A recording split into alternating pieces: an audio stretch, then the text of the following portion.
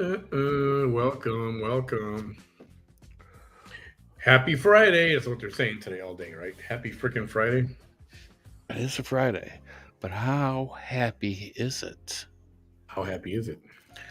How happy is Happy Friday? Well, today you had your nose thing, so how's your Friday going? Oh my God. Oh boy. That doesn't sound very good. Oh, wait till we have more than 6 people in here, so I don't have to say it 17 freaking times. But it was interesting. Yeah, it Okay, was Ashley. interesting. Ashley, Debbie, Dead Butterfly Project. Ashley in the house, Butterfly in the house, Debbie, Ashley back in the house. So Ashley asked you a question. Can you breathe? Bam. Well, what is breathing? Oh boy, that can't be good. What is breathing?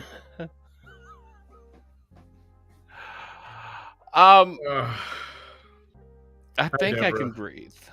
Hey, Mama Bear. I know, right? It's like, oh no, Just now like what? I think I can fly. Remember that song? I think I can fly. Was that by Seal? I believe I can fly. Yeah, that's what it is. I believe I can fly. Yeah, I don't remember who did that, but Yeah, I don't either, but it was a good song. Hey, Juju. All right, so we there's 17 of us in here. I guess I can share my Friday with you. yeah, please just share. Share and share alike. All right, so dude told me to make sure I take a pain pill before I come. Because it was R. Kelly. Thank you, Mama. Ah, that pervert. Don't get me started on him. Yeah, that's yeah. I'm surprised they're still playing his music. Yeah, right. So he said make sure you take a pain pill before you come. He said because this is going to be worse than taking out Okay, those yep. You said that. I remember Yeah. that. So Okay. Did you? I took a pain pill. I did. I followed his instructions like a good patient should. Listen to their doctor. God. Okay. So I get in there and I get in his office and me and his nurse Esther. Oh my God, she is a hoot. Shout out to Esther. I love this woman. We were talking about the lottery and how she's been homeless a couple of times in her life and what she would do if she won the money and you know how people dream and things and she's like, see, me and you, we're in that same pod. She goes, we're thinking alike. I said, we are thinking alike. Are you a Republican? By the way, speaking of lottery, it's at 940 million right now. Yes, I know. The Mega Millions. Yeah. So, Miss Esther, I mean, her, we even like little fist bumped each other and elbow bumped each other. I mean, we had it going on. So I'm sitting there waiting for the doctor and waiting for the doctor, and I'm staring at shit. And I'm playing with my phone, and I'm waiting for the doctor. And finally, I hear knock, knock, knock. I'm like, oh, thank you, Jesus! I'm gonna be able to breathe. We're gonna do this, and I can go home. Oh boy. So he comes in, and he had a student with him. Which this time Oh boy. I didn't care if he had a student with him. I didn't want any students in the operating room. But yeah, I mean, he can have a student with him this time. I didn't care. So he puts me in this chair, adjusts the headrest, and it's pretty much like right here. So my head's like this. He's like, all right, well, kind of like look up at me, and I'm like, he's like, well, you got to move your head. I'm like, I can't. This headrest is like, it's Yeah. forcing me down. Hey Rebecca. Hey Charlene, Francis, and Hillary Wilson. So after he got the headrest situated, he's like, okay, look over at me. So I'm like this. And then what's the motherfucker do? He walks from my left side over to my right side. He's like, well, look over here now. I'm like, all right. He's like, well, this is so and so, and I'm gonna trying to show her the stitch that's in here holding your stents in. I'm like, okay. So he like takes the spreader thing, kind of like Mm-hmm. sticks it in my nostril. He goes, so you see that stitch? And she's got her face like right in mine. She goes, oh yeah. I'm sitting here going, well, thank God I brushed my teeth and I just had a breath mint because now I got all these motherfuckers up in my grill. And then she goes, so, and then he put the scissors in there and snipped. And then he reaches over and he's grabbing some other stuff. And he's like, all right, we're going to take these things out. He said, are you ready? I said, you don't know how ready I am. And she goes, so was it just the one extension? Did it go all the way through the septum? And he said, yep. I'm like, oh, wait a minute. Isn't the septum made out of cartilage? Yeah. Yeah. So how the hell did we get like a needle through the septum thing with the, well, I mean, I was asleep. So I mean, no wonder why my nostrils are still like, feel like they're this fucking big. Not to mention, you know, I had cotton balls coming out like this. So he says, all right, so I'm going to reach up in there and I'm going to pull it out. And of course, he pulls the one out on my right side first. I mean, this is the side that I've been having all the issues with. All the bloody noses and everything is the right side. Left side, fine, not an issue with it. So what's he do? He sticks that thing up in there, grabs it, and yanks it out like it's a fucking northern pike coming out my nose. Oh. Yeah. So my nostrils like as it coming out, and finally it's out. And he goes, well, that one wasn't so bad. I'm like, your ass, it wasn't so bad. So then he's like, all right, well, let's get this other one out. And he reaches up in there, grabs that other one. And this at this time, I can feel something coming down my lips. And I'm like, well, what the I said, $10 is blood. It's got to be blood. I know it's blood. He pulls it, and I'm sitting here with the Kleenex over here, and he's pulling. And this black, it's like the never-ending scarf thing. And like, it's like, I'm starting to, because I can see it as it's coming out. And I'm like, I got a weak stomach when it comes to that kind of shit, especially as I'm feeling it coming out of my nostrils, right? As he gets it out, he goes, oh, you want to see it? And he's dangling it. And I said, no, I don't want to see that shit. Then he puts it in the biohazard. Then he grabs the little sucky thing, shoves it all the way up into my fucking nose. I mean, I can feel that motherfucker touching my eyeball. And then he takes the sucky thing, puts it in the right nostril, and he's like, oh, we have a gusher. I'm like, you think? So he told the nurse and the student to leave because he was going to numb that side of my nose with lidocaine, and he sprayed lidocaine up in there. And he's like, breathe. And he's like, this fountain of lidocaine coming at me at that full force. And then it's going down the back of my throat, and it's like, oh my God. Yeah, it really fucking gross. And then he takes this little, for the lack of a better term, I mean, it pretty much looked like a tampon. I mean, it even had a string hanging off the end of it. Puts the tampon in there, takes the little string, hooks it on the side of my ear. He says, all right, I'll be back in a little bit. All right. So he comes back, and I'm like, and I'm sitting here breathing. I'm like, you know, I don't know if I'm breathing or if I'm cutting my nose, because whatever's fucking going in, I mean, it kind of hurts, but it feels good. Okay, so at this point, the thing is still in there? On the right side. The tampon's on the right side. Okay. This is my left nostril. No, but the plastic piece that they're No, they're all out. Those are out, okay. They're out. And I'm like, you know, it kind of hurts. It kind of feels like I'm cutting something when I'm breathing. And then 5 minutes later, he comes back and he grabs the thing. He pulls the tampon out. And he's like, all right, well, he says, keep them moisturized. He said, put some Vaseline up in there. He said, I want to see you in 3 weeks. He said, if you're still having nosebleeds in 3 weeks, I want to see you in 3 weeks. He says, because I'll just cauterize that little spot there. If you're not having any nosebleeds, just cancel the appointment. He says, I'm not going to charge you anything to come in and cauterize it. He says, don't worry about it. Oh, okay. Well, so question of the hour, question of the day. Question of the hour is, can you breathe? I can breathe. but at the same time, it kind of hurts to breathe. And I don't know if it's because I've had these stents in there, and my nose has got to get used to not having them in there, and we Yeah. got to go back to normal. But the air is extremely cold, and that's what feels like it's cutting me. And as far as pain, it feels like I've been punched in the face, like someone's just went.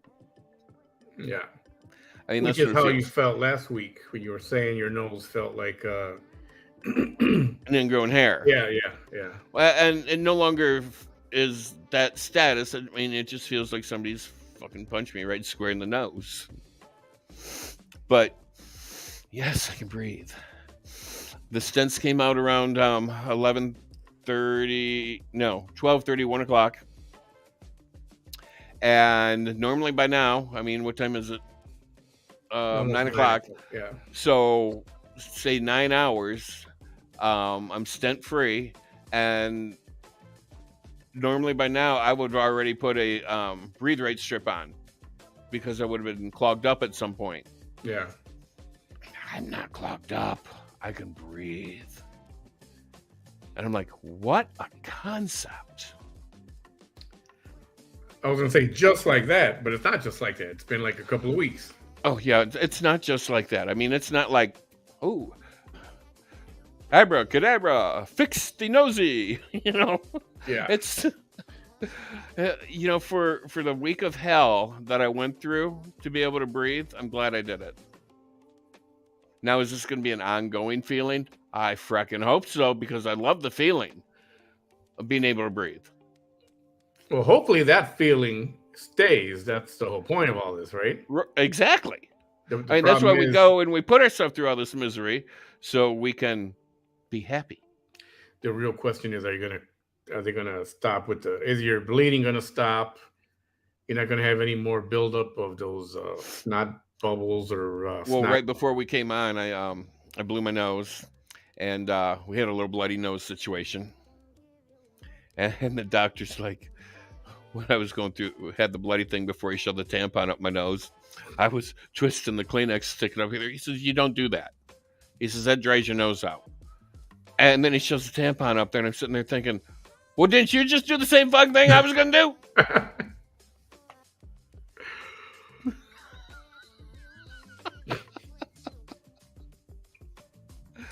Yeah, what is the difference? I hope he Is answered there you. one? I mean, really, is there a difference? I don't know. Ugh, that's funny. But, and Chuck brings up a good point right there in his comment. Pass gas and see if somebody can smell it. No, maybe you can smell it. Yeah, okay. Now that I can breathe, do I really want to have all these other smells that I've been missing out on? Well, you got to test it out. You got to test out your schnoz now. Well, and I mean, I'm okay with, sniffing good stuff. Stinky stuff I don't want to smell. I mean, I don't want to smell everybody's reheated fish lunch. Remember that guy that we had in South Dakota? Every day he'd throw a nasty fish in the microwave, Oh, stink yeah. up ops. Glad you I don't want reminded to me. smell that shit. Yeah. And nobody else does either. Dude would come and heat up fish, like for his lunch or dinner, stick up the whole freaking office with freaking fish. And it wasn't like stink it up for 5 or 10 minutes. It's like stink it up for hours. Yeah, yeah. All right. So, See, I don't want to smell that shit. Like flowers and, a summer breeze and like clean laundry coming in from hanging outside. That's the shit I want to smell. I don't want to smell cow shit. I don't want to smell pig shit. I definitely don't want to smell anybody's ass. well, the fact that you can smell it is probably a good thing, though, right? Well, supposedly, Are you supposed to have lost any of your olfactory, or you shouldn't have any kind of loss at all? shouldn't have any kind of loss at all. Good. I still can't lift anything until like Wednesday next week. Yeah, don't do that because you can get a nosebleed. I mean, UPS or FedEx dropped off my new debit card from my bank today, and of course he put it on the ground, and I had to bend over to pick it up. And as I did that, I mean, all the blood just like rushed to my fucking sinuses and that was not a good feeling. Mm. So did Don't he say bend over and pick shit up. Squat and pick shit up. Well, basically, don't put your head down. Pretty much. Really, yeah. Yeah. So are you supposed to keep it moist? Yeah, so I gotta keep my nostrils moist. He says, continue to use the saline. And he says, you can rub Vaseline in there. He says that'll help. Well, hopefully, a day or two, the pain goes away. Your nose goes, the swelling goes down because it probably is swollen on the insides from it. Probably. I mean, what's my snoz look like? It looks a little chunky, yeah. Looks a little chunky? A little bit, yeah. Oh, what the frick? But very Vanessa-ish, yeah. Fuck you. Don't you dare compare this snoz to Vanessa's snoz. Actually, her nose wasn't swollen, was it? Now that I think about it. Can't remember. My snoz looks 10 times better than hers. All right, your schnoz. I have a German snoz. I have a Kraut snoz. So the saga of the nose is over. It's come to an end. Well, we'll have an update next week. See if I'm still breathing. You mean if you're still bleeding? Well, that too. See if I've gone back to the breathe right strips or not. Oh God, I don't know. How much wider do you want them, man? How much do you want your nostrils to be this big? And as earlier I was breathing, and on my left side, I was like, it actually closed itself off. The little flappy thing here on the left side just went over because I guess I was taking in so much air. It just like sucked itself closed. I'm like, that's never happened before. It's like a valve. By the way, welcome, Chuck. Hey, Debbie. Hey, Julie. Alrighty, so your nose is good. Just call me Mr. Good Nose. Mr. Good Nose. Mr. Good Nose. So glad to hear everything went okay. My nose knows. Your nose knows? My nose knows. That reminds me coming back from Puerto Rico one day, being stopped, strip searched. Oh, I bet you love that. Well, the guy's like, dog stopped at your suitcase. And he says, I smell marijuana on you. I'm like, you don't smell shit. He goes, no, my nose knows. I said, your nose knows nothing. I don't do drugs. He says, I smell it. You're a druggie. No way. Oh, yeah. The exact words from the motherfucker. And then when he started going through the suitcase, he goes, oh, what's this? And I look, I said, that would be called cigarette tobacco. He goes, that is contraband marijuana. I'm like, okay, well, get your little tester out and test that little grain of tobacco that it is. And he says, you in this little room now. Strip searched me.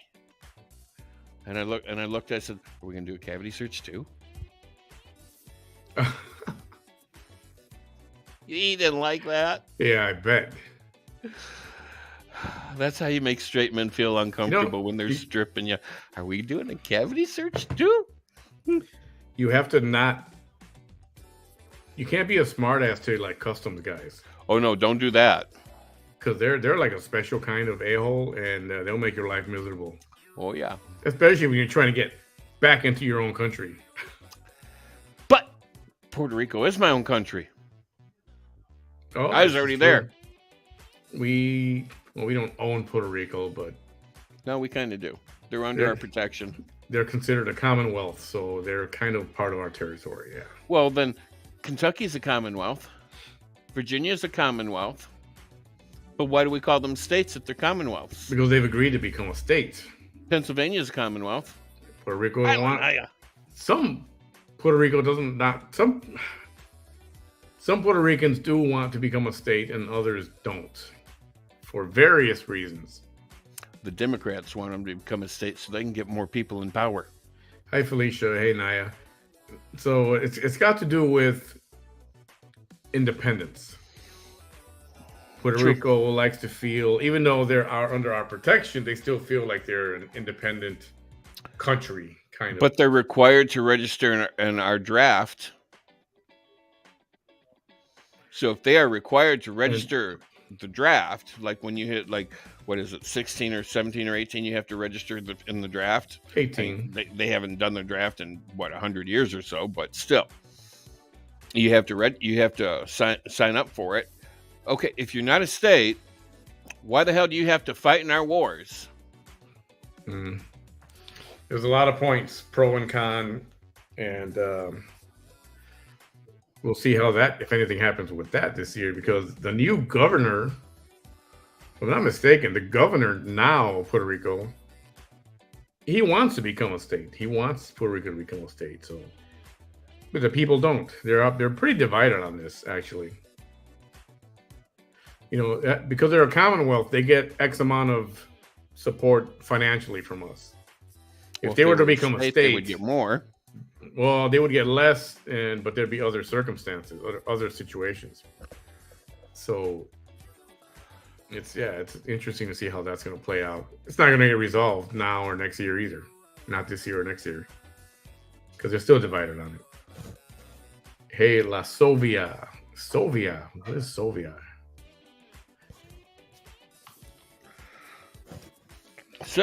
So Nosegate is no more.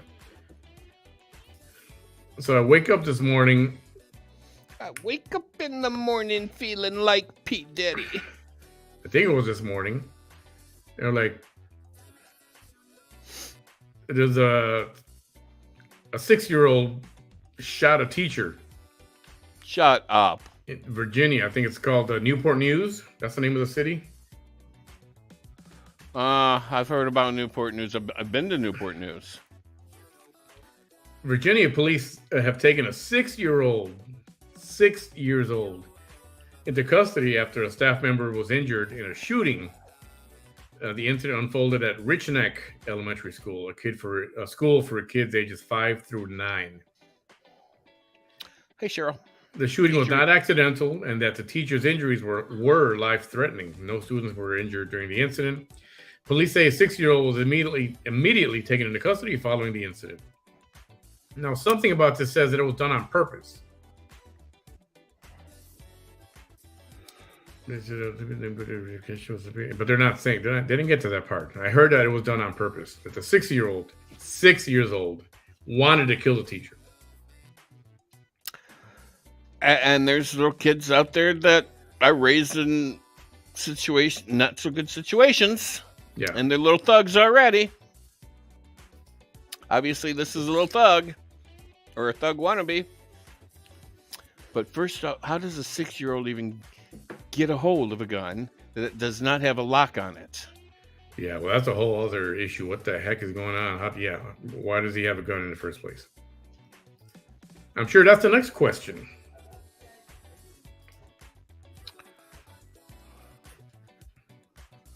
Wow. Well, last year I had one of my little pre-Ks, not even in kindergarten yet. He's just a pre-K. He took a knife to school. And he's like a 3. He's 3. 3-year-old taking a knife to school.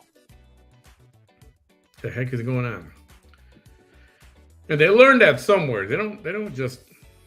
They learn it from TV. I know kids want to bring stuff to school, right? They learn it on TV. You gotta quit letting them watch Law and Order and stuff. That's not Law and Order.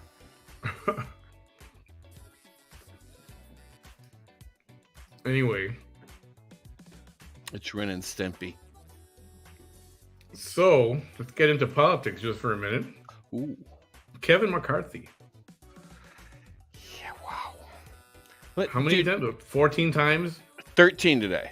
Unless they did it another time after that. 14, and I believe he's in now. Oh. So, they actually went a 14th time. Because at 2, I think, when I sat down to watch at 2 or 2:30, it was time 13. And he had 193 votes, and Jeffers or whatever the hell his name was had 210 or something. Yeah. So it looks like he finally made it. I just, I don't understand how that crap works. You figure once, all right, everybody voted, he didn't make it. Okay, maybe do a second time for some reason or whatever. Okay, fine. So 14 times sounds like an election controlled by the mob. But you know what? That time it didn't work. Let's do it one more time. Just to be sure. Just to be sure, yeah. 14 times. Unbelievable. Anyway, it's not a good look for the Repubs. And well, and first off, as long as we're talking Repubs and Democrats have had the House for several years, and they. Well, first off, once you get a taste of power, you want to keep that power, and you do whatever you can to keep it. Mm-hmm.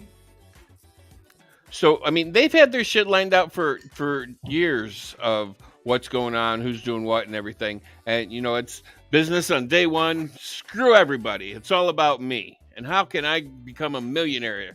Okay, well, now you got new people in there, a bunch of Republicans. First off, these people don't know how to fight to save their own ass. They don't know how to, when the Democrats go, oh, well, you so-and-so over there, all you Republicans are all about taking everybody's Social Security away from them. Okay, well, no, they're not. But do you think they go, no, you're wrong. You're mistaken. You misread, or you took out of context what we said. No, they just let it go. Yeah. Let everybody believe it. They don't know how to stand up for themselves. Obviously, the motherfuckers can't even get behind their own person to run for Speaker of the House. So, and in order to get people to flip their vote, guess what Kevin McCarthy had to go do? He had to go to each one, bribing them with, look, I'm going to do this for you, and I'll do this for you. He had to get on his knees and polish some knobs and kiss some ass. He did. Now he's got to make concessions in order to convince people to vote for him. And it's like, what's up? Why is this fucking wrong? This is so wrong. And and because I lean that way, doesn't mean I'm a fan of the party. I agree. I think I'm more independent than anything else, but right. But so, and since we're covering politics, all of a sudden today, Biden goes, "I'm going to the border." Oh. Such and such state, going to go to El Paso, going to visit the border, and we're going to talk about my plan. I'm going to meet with people. We're going to. Oh, now all of a sudden, 2 years into your whatever the hell you want to call this shit show, you're going to go to the border, and you're going to see the shit show. And no, you're not, because what they're going to do is smoke and mirrors. They're going to take away all the illegals, everybody waiting to come into this country, and they're going to move them someplace else. They're going to put them on a bus and get them out of there, so you see absolutely nobody. Smoke and mirrors. Lipstick and mascara. Did you hear this little gem? Speaking of,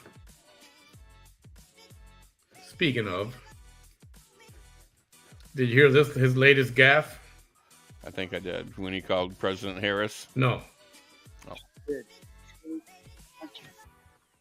Joe, if I can halt for a second and just say to you, the impact what happened on July the 6th had international repercussions beyond what I think any of you can fully understand.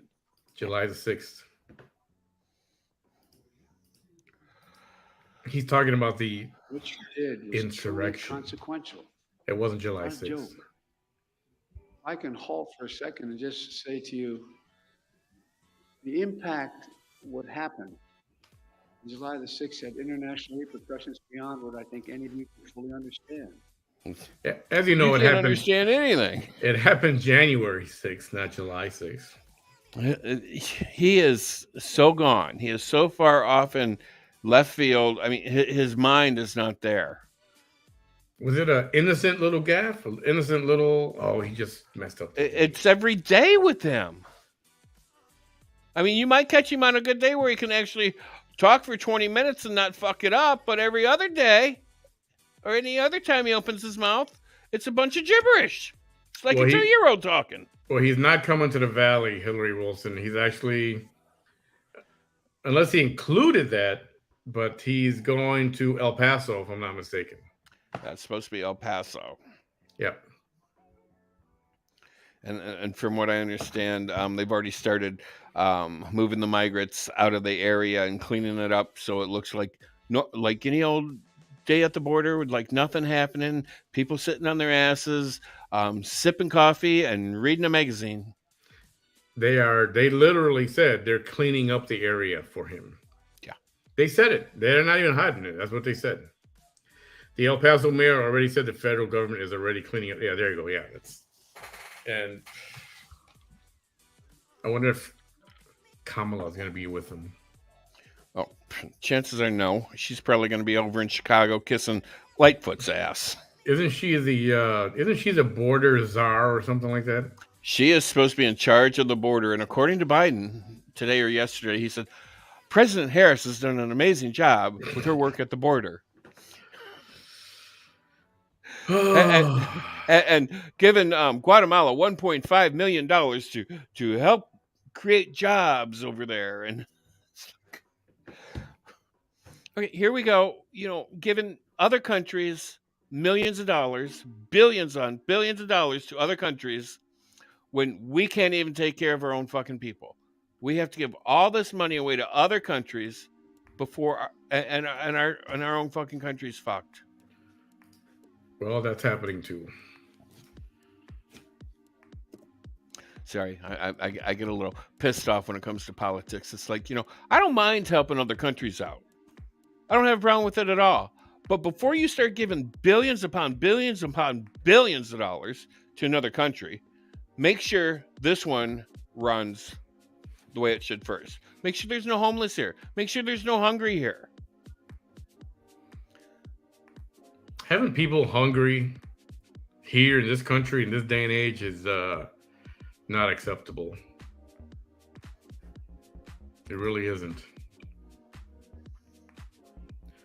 Deb, hey Deb, leave it the way it looks. That's reality. Don't try and make it look like everything is. No, that's what they're gonna do is make it look like what?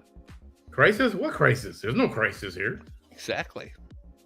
It's not a crisis. There's no invasion going on here. What the frack are you people talking about? You don't know what you're talking about. You're smoking out your ass. Oh, Chuck. Come on.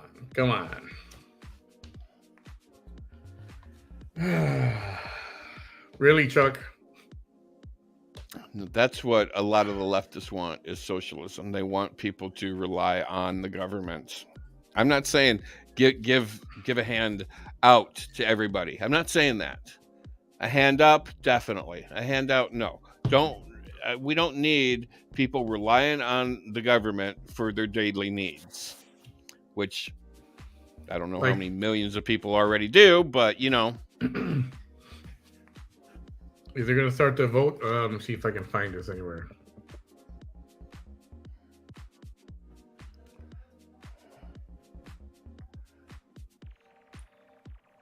Socialism, in my opinion, would never work unless if it's like Star Trek. You know how people don't, everybody works and you walk over to a computer and say, computer, prime rib, medium rare, mashed potatoes, and then there's your dinner. That's socialism at its finest. Hang on. Two-factor authentication. I don't even think they have money in Star Trek. I don't think they had. There was currency. You never heard of anything. You never heard of anything like, would you pay me it? Or anything like that. Yeah. Everybody works and their housing's taken care of. They get food and their clothing. That's socialism. Okay, hold on. Did we miss it? That would be my ideal of socialism. Uh-oh, he's got something going on here. Majority in this House. The only Republican institution in Washington today. So I believe Kevin has led us through these challenges the last few days. Did they vote? Anybody know? Kevin Did they is the vote right already? person to lead us over the coming 2 years. And that's why, at the direction of the Republican conference, I advance the name of Kevin McCarthy as the next Speaker of the United States House of Representatives.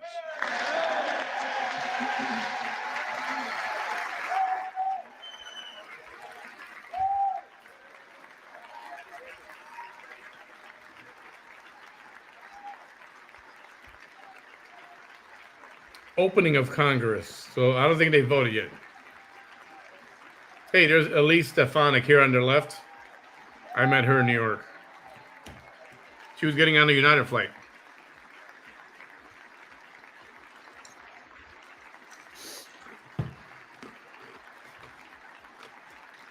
Hey, look, Monica de la Cruz.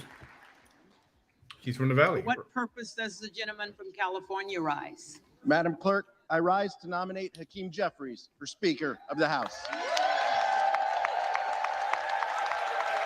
Mr. Jeffries again. No way. So we're just nominating people for another vote.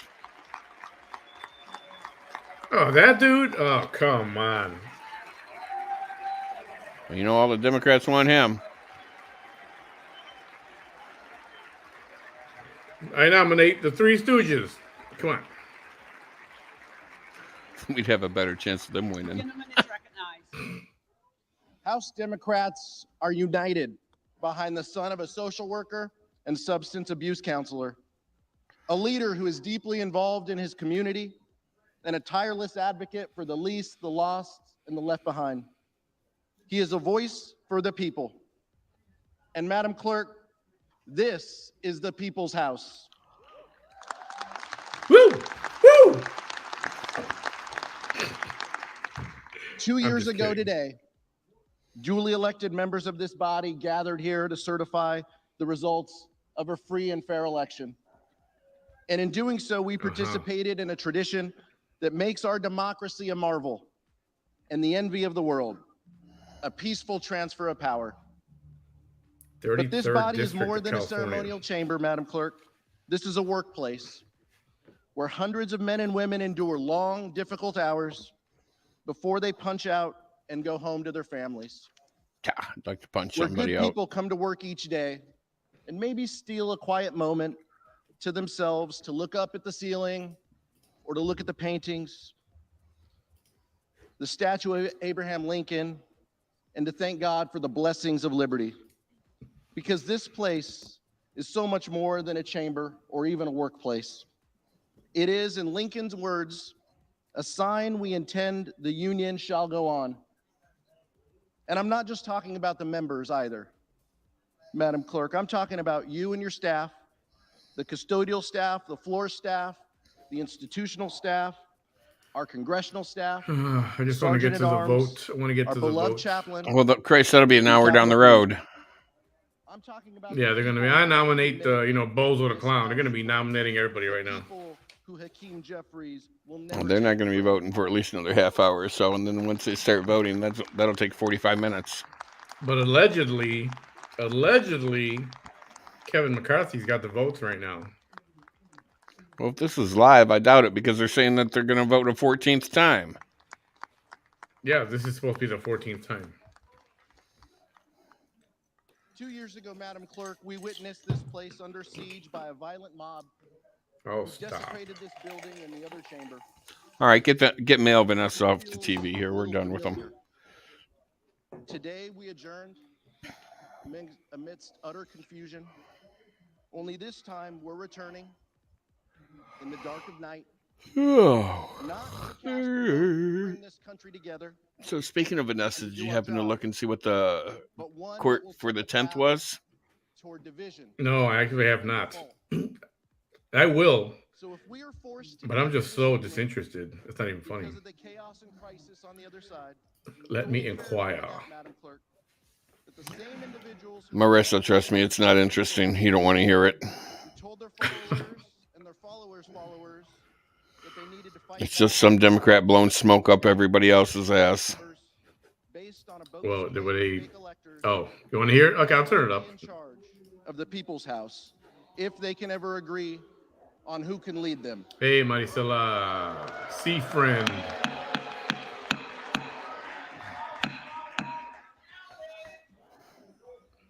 Ooh, hecklers.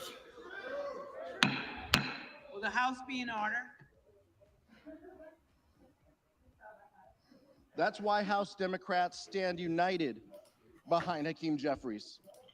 Hakeem is the only candidate in this race for Speaker who will defend this democracy.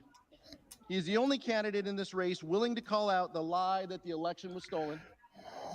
And he's the only candidate in this race who thinks that everyone involved on January 6th ought to be held accountable, regardless of the positions they hold in power. Yeah. Sit down, you geriatric people. Nadler probably didn't even, he just rumbled a little fart and go, oh, okay, there I moved, I got up. Nadler probably pooping in his pants. For justice Again, and truth, like he did on and TV in that one memory time. of the God, that lives was great. lost on January 6th, I nominate Hakeem Jeffries for Speaker of the House. You just did that. Why are we doing it again?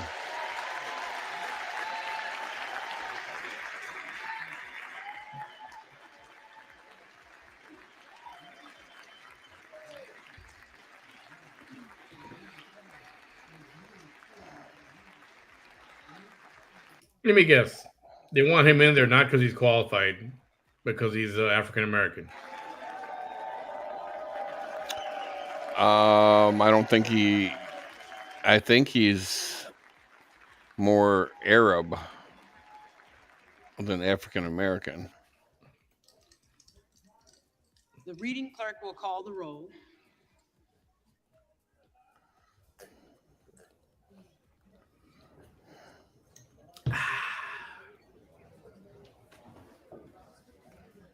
Here we go. They're going to vote.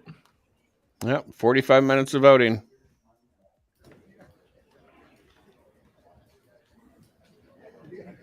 Adams. Jeffries.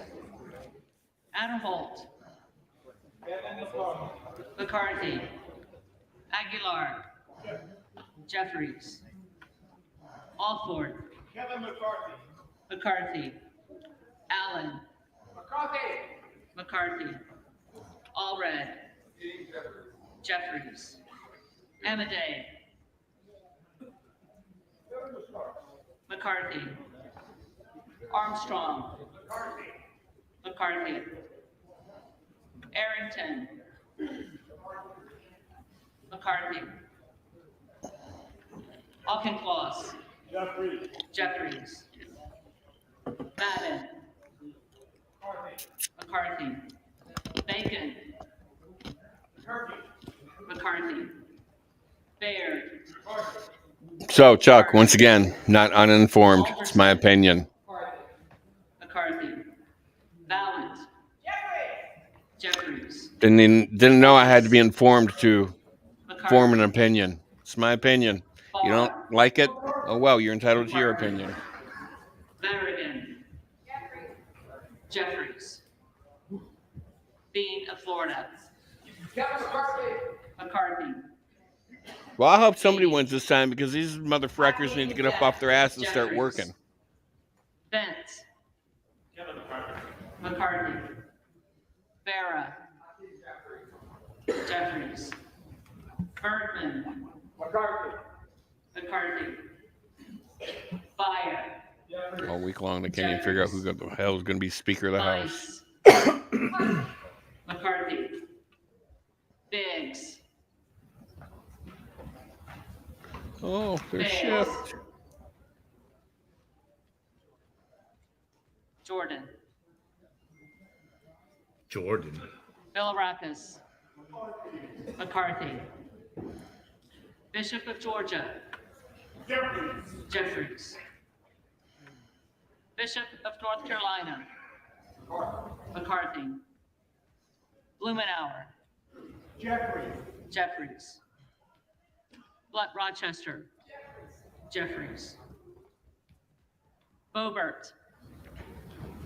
McCarthy. Present. Ooh, she was supposed to vote for McCarthy. And now they're giving her a standing ovation because she didn't. Wow. Bonamici. Jeffries. They're not going to figure it out this time. Lost. Lost. He's like, wasn't she supposed to vote for me? Like, yep. McCarthy.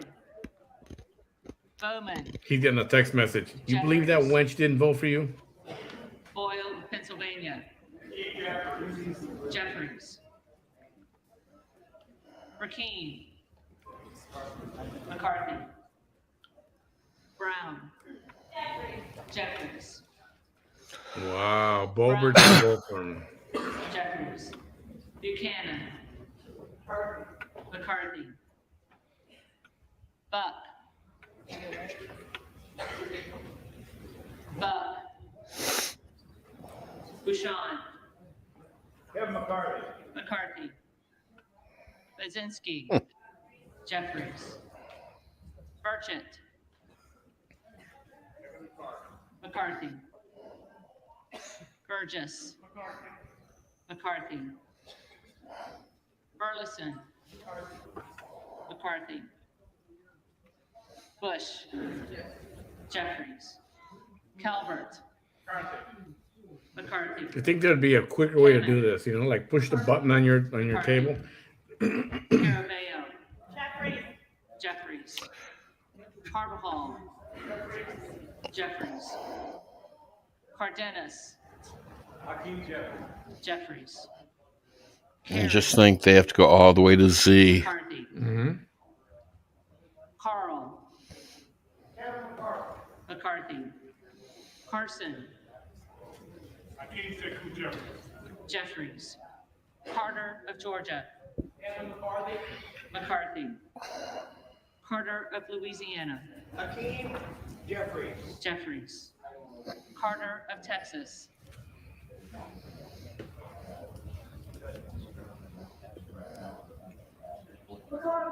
McCarthy. Cartwright. Jeffries. Kassar. Jeffries. Case. Jeffries. Caston. Jeffries. Castor of Florida. Deb, you may be right. Castro of Texas. And hey, legend, yeah, I agree. Chavez de Reamer. McCarthy. Sherfilis McCormick. Jeffries. 2. Jeffries. Cicilline. Jeffries. Ciscovani. Kevin McCarthy. McCarthy. Clark of Massachusetts. Jeffries. Clark of New York. Jeffries. Cleaver. Jeffries. I wonder what they're looking at on their phones. McCarthy. Watching Seinfeld or something. Clown. Oh, yeah. Googling, playing games. Clyburn.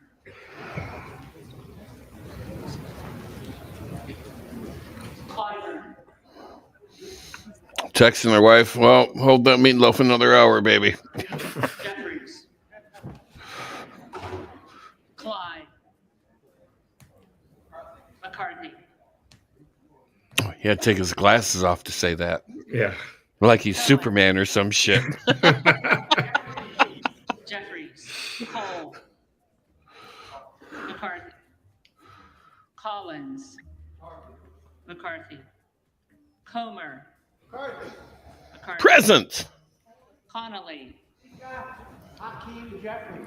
Jeffries. Correa. Jeffries. Jeffries. Costa. Gentleman from New York, Hakeem Jeffries. Jeffries. Courtney. Jeffries. Craig. Jeffries. Crane. Biggs. Biggs. Crawford. Hey, there's Jim Jordan. McCarthy. McCarthy. Crenshaw. McCarthy. McCarthy. Crockett. Jeffries. Crow. Jeffries. Cuellar. Jeffries. Yeah, there's Debbie Curtis. Wasserman Schultz. Yep. McCarthy. So we have 2 in others and 1 in present. Yep. If I remember right, he can only lose 4 people. So 1 more, he's not going to get it. McCarthy. Davis of Illinois. Jeffries. Davis of North Carolina. Jeffries. Dean of Pennsylvania. Jeffries. DeGette. Jeffries. Dela Cruz. McCarthy. Texas 15th Congressional District stands with Kevin McCarthy. McCarthy. DeLauro. Jeffries. Yeah, hey, that was a pretty good move. Jeffries. DeLuzio. Jeffries. DeSaulnier. And only, what, about 200 more votes to go? Desjardins. McCarthy. D'Esposito. Well, there's McCarthy. what, 400 and some odd people in this room? Yeah, something like that. McCarthy. Dingle. Jeffries. Doggett. Jeffries. Donalds. McCarthy. Duarte. Kevin McCarthy. McCarthy. Duncan. McCarthy. Dunn of Florida. McCarthy. Edwards. McCarthy. Elsie. McCarthy. Emmer. McCarthy. Escobar. Jeffries. Eshu. Jeffries. Espaillat. Dean Jeffries. Jeffries. Estes. McCarthy. Evans. Jeffries. Ezel. Oh, well, we can come back to this in a minute. I'll leave it here, but Fourth District of Texas, vote for Kevin McCarthy. McCarthy. I think everybody from Texas got to be loud. McCarthy. What's up with that? Well, they're Texans. It's like you're voting for a speaker. You're not rooting for the Dallas Cowboys. Calm down. Calm down. Wow. Valley News. The nonsense is they're voting for the 14th time to try to get what's his face, Kevin McCarthy, in as speaker.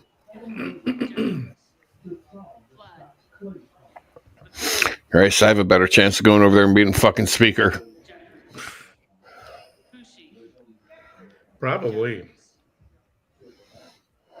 And I guess I don't understand the process.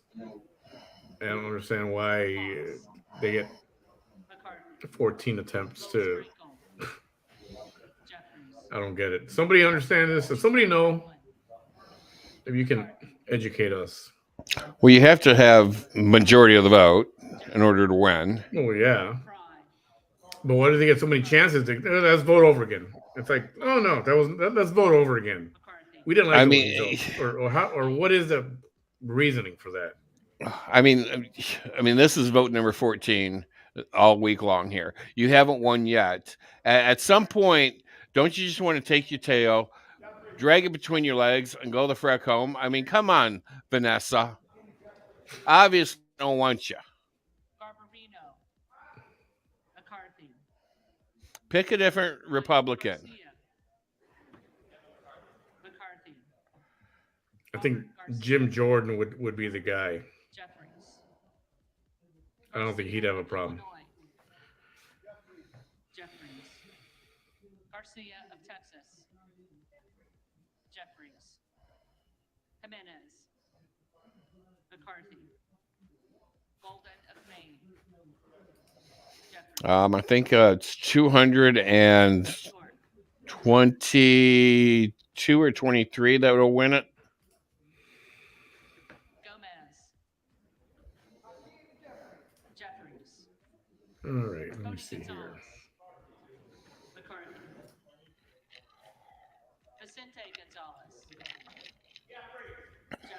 Oh, Todd Chrisley's in the news again. Virginia. Yeah, he's supposed to be going to jail soon.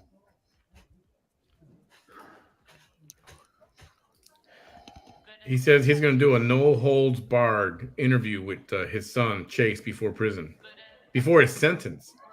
He hasn't been sentenced yet. Gosar. Todd and Julie Chrisley were sentenced to a combined 19 years in prison after being convicted of bank fraud and tax evasion. Yeah, Todd is 12 years and Julia is 7 years. Their sentences are supposed to begin on January 17th, whatever those are. Braves of Louisiana. Yeah, so and they're in Florida. Braves They're supposed to be going to federal pens in Florida. Braves of Missouri.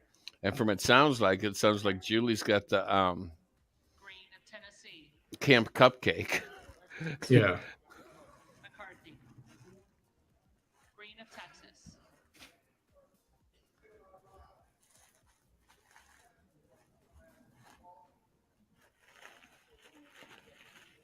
Jeffries. Green of Georgia. McCarthy. Griffith. McCarthy. Wonder why he's going to do a nose holds bars with Chase. Well, Chase does a podcast apparently. It's called. He says, "I'm looking forward to that interview, not because it's going to be a softball interview." Todd said, "You have said, am I allowed to ask all the hard questions?" And I said, "You can ask me anything. I'm your daddy." McCarthy.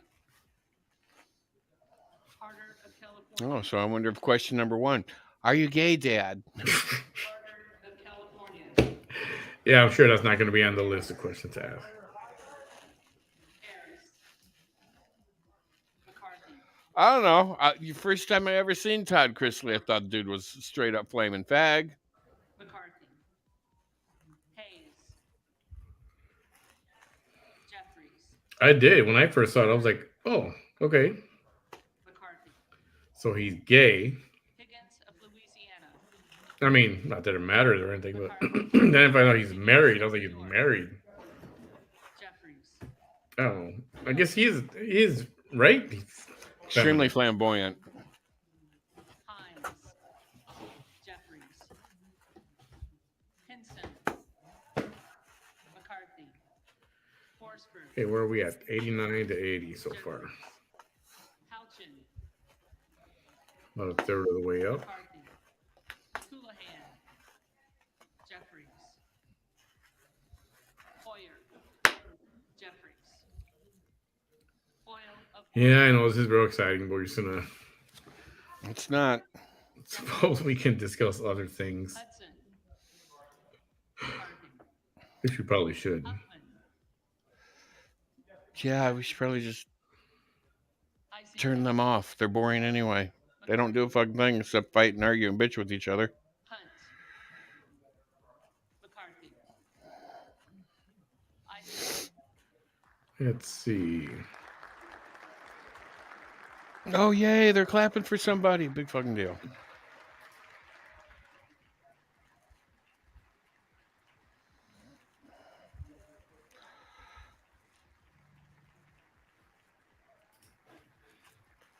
Well, there's What did we 4. just miss? He lost 4. We have 3 in others and 1 in president. If he loses 1 more, there's no way McCarthy's going to get it.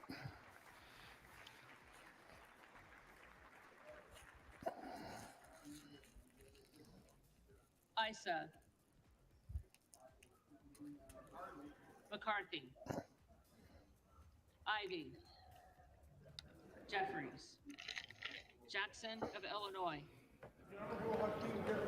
Jeffries. Jackson of North Carolina. Jeffries. Jackson of Texas. McCarthy. Jackson Lee. I mean, is he really black? I don't think he's black. I don't think he's African American at all. On Wiki, he's just listed as American.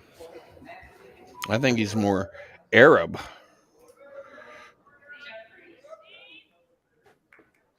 Jacobs. Jeffries. James.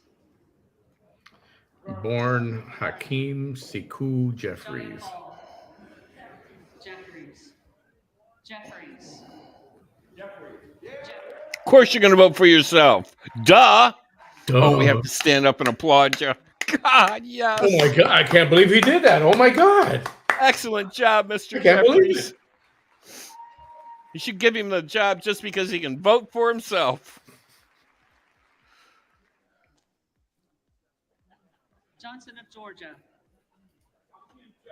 I could have swore I heard somebody say "Go after yourself," Johnson of Louisiana. and they laughed at that. McCarthy. Actually, Johnson of Ohio. McCarthy. Grace rolling in the Johnson J's. of South Dakota. McCarthy. Jordan. McCarthy. Joyce of Ohio. McCarthy. Joyce of Pennsylvania. McCarthy.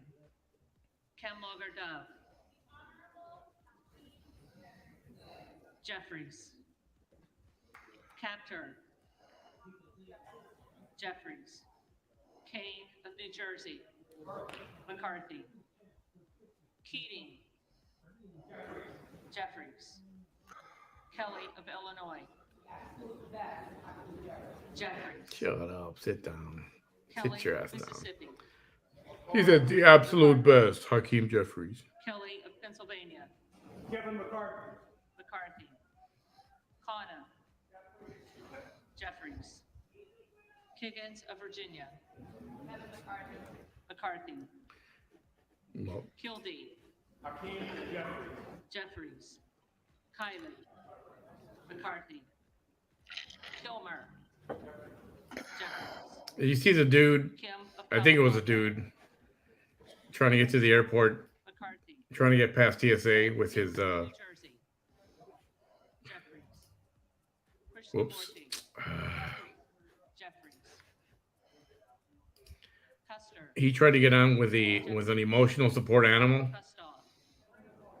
McCarthy. Just They- recently? and they stopped him. Yeah, No, I haven't heard of this yet. he was trying to get on the airplane with a boa constrictor. Snakes are not allowed on planes. Right? Reptiles are not.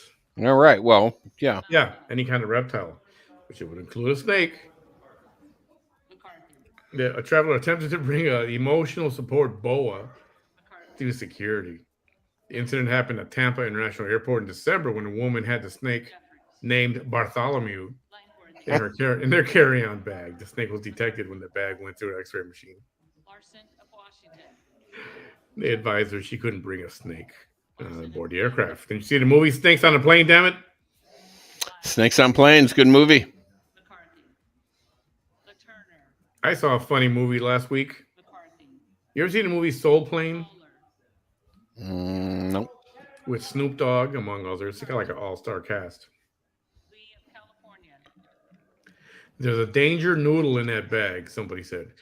Our officers at Tampa International Airport didn't find this hysterical. McCarthy. Coiled up in a passenger's carry-on was a 4-foot boa constrictor. Holy crap! It was Lee of Pennsylvania. a good size. Jeffries. Ledger Fernandez. Oh, it's not like it was an anaconda. Lesko. McCarthy. Letlow. McCarthy. Levin. Jeffries. Blue. Oh, Jeffries. Lofgren. transgender male swimmer. Loudermilk. Transgender male. Okay, I gotta make sure I got this right. Transgender male. Struggling against new competition after earning All-American honors as a female. Oh, I wonder what That's happened. because you're going up against men. McCarthy. Luttrell. Hennig has taken hormones for 8 months amid this transition, but the seniors' times are about the same as they were at the end of last season, he wrote. Jeffries. Among 83 swimmers, he finished 79th. Magaziner. Jeffries. And if you would have competed in the women's, you probably would have came in first. McCarthy. Hennig's goal isn't necessarily his goal isn't to win as a man. Jeffries. Massey. McCarthy. Mass. McCarthy. Mass. Hey, Marlene. Yes, it has, by the way. Dog and Pony Show, for sure. Matsui. Jeffries. McFadden. Jeffries. That's true, Chuck. McCarthy. There you go. Calm down, everybody. Jeez.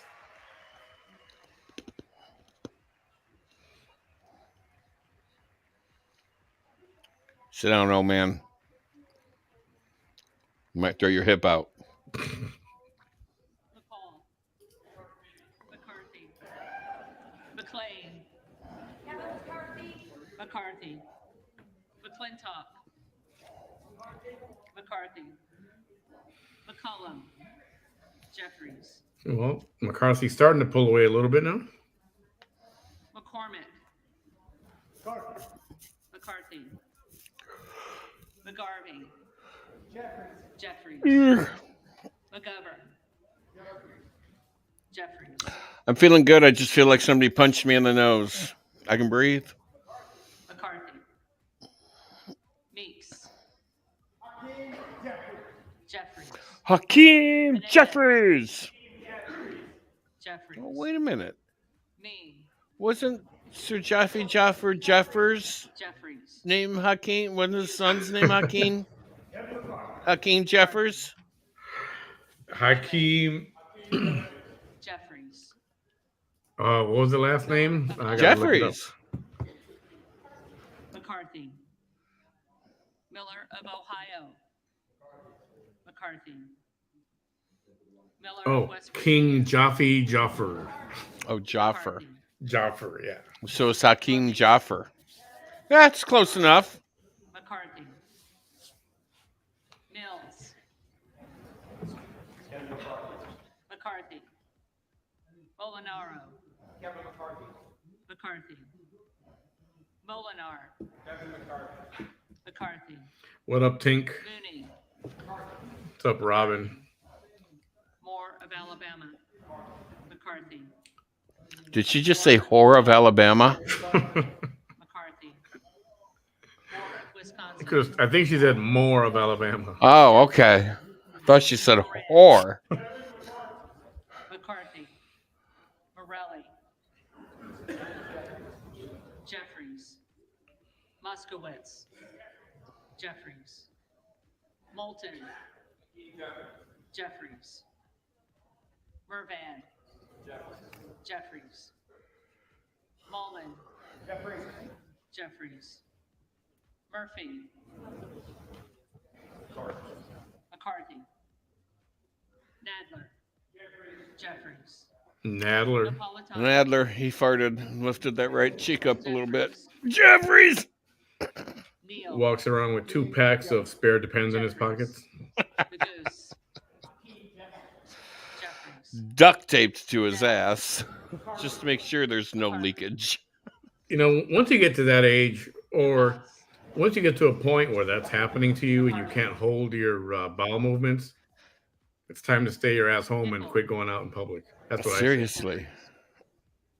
Norcross. It's not diaper day in Congress, people. Jeffries. Norman. McCarthy. Nunn of Iowa. I say. You see him fixing his hair before he stood up? McCarthy. I need to get rid of that candy cane striped tie, though. McCarthy. Ocasio-Cortez. Oh, that's like. Jeffries. She's there. Owens. Yeah, she should go back to tending bar. That's about the only thing she's good at. Omar. That one needs to leave, too. Owens. McCarthy. Malone. Jeffries. Palmer. McCarthy. Panetta. Jeffries. Pappas. Jeffries. Pasquarel.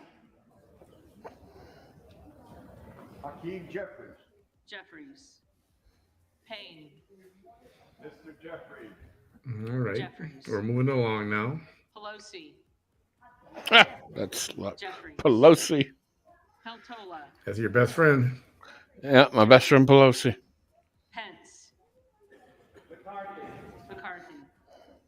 Perez. Good boy. Jeffries. Perry. McCarthy. Peters. Jeffries. Pedersen. He's like, thanks, bro. Jeffries. I'll give you your check after we're over. McCarthy. Phillips. Jeffries. He might get it this time. Jeffries. Hokan. Jeffries. Porter. Jeffries. Jeffries. Posey. McCarthy. Presley. Jeffries. Presley's got to go too. Quigley. Jeffries. Ramirez. Jeffries. Raskin. Jeffries. Reschenthaler. McCarthy. Rogers of Washington.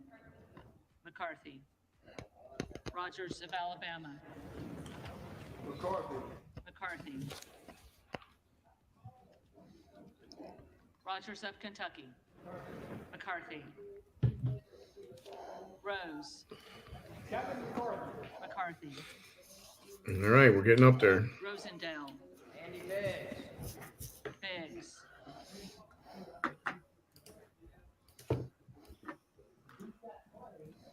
Ross. Jeffries. Rouser. McCarthy. Roy. McCarthy. Ruiz. Jeffries. Ruppersberger. Jeffries. Rutherford.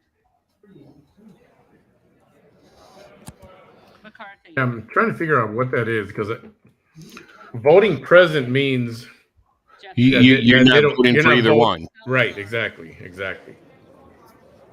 So I just looked up, and it says It's kind of like abstaining, right? Like you're not just Right. like you're not voting. right. So majority of the House is 218 members. So he needs 218 votes. McCarthy. Yeah, settle down, guys. Settle down. Jeffries. There's the 5. Scalise. He's not going to get it. McCarthy. Scalise Scanlon. Jeffries. is the one who got shot. Remember during they were playing a softball game or baseball game? Jeffries. Schiff. Jeffries. Snyder. No surprise. Jeffries. Skolton. Jeffries. Schreier. Jeffries. Swikert. McCarthy. Austin Scott. McCarthy. Right. So by voting present, they're actually taking away the required number of votes.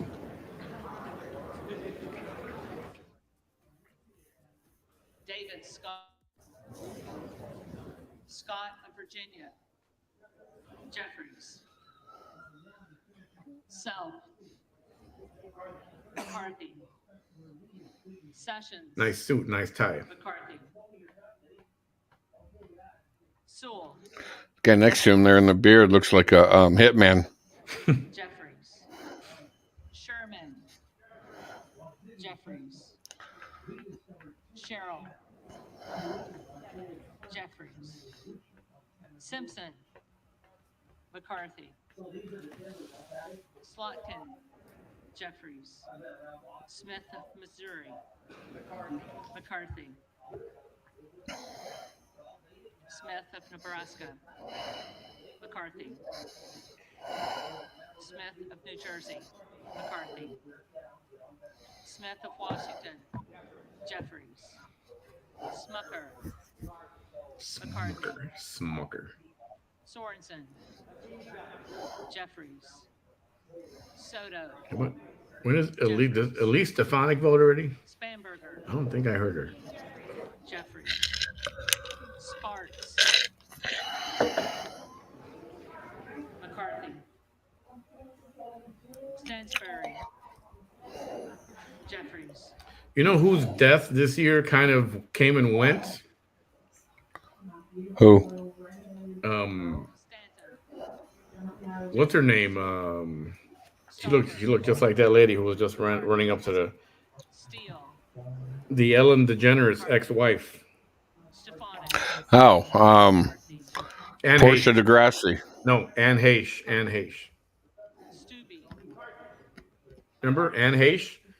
I remember Ann.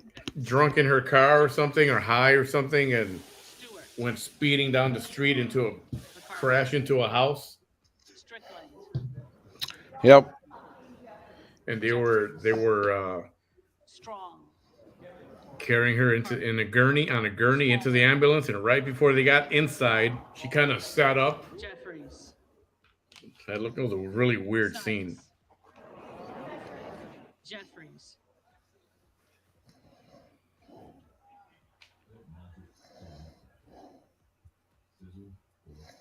Dude, like he's been up for 24 hours. Looks like a fucking crackhead. Must be related to Vanessa. Tenney. McCarthy. There- Tenadar. Jeffries. Thompson of California. Jeffries. That dude looked like he had a wig on. Mississippi. Jeffries. Thompson of Pennsylvania. McCarthy. Tiffany. McCarthy. Timmons. McCarthy. Titus. Jeffries. Tlaib. Jeffries. Takuda. Jeffries. Thompson. Torres of California. Jeffries. Right? I didn't think. I don't know if it was it a body bag? All I know is that she was like covered Jeffries. completely with a sheet. Trahan. And I don't know if they were doing that to protect her identity, Trone. or like, was she actually dead? Because she sat up and she looked like she was. Jeffries. That was a weird, creepy scene. Valadeo. McCarthy. Van Drew. McCarthy. Van Dyne. McCarthy. All right, Van we're Orden. coming down the stretch here. Kevin McCarthy. McCarthy.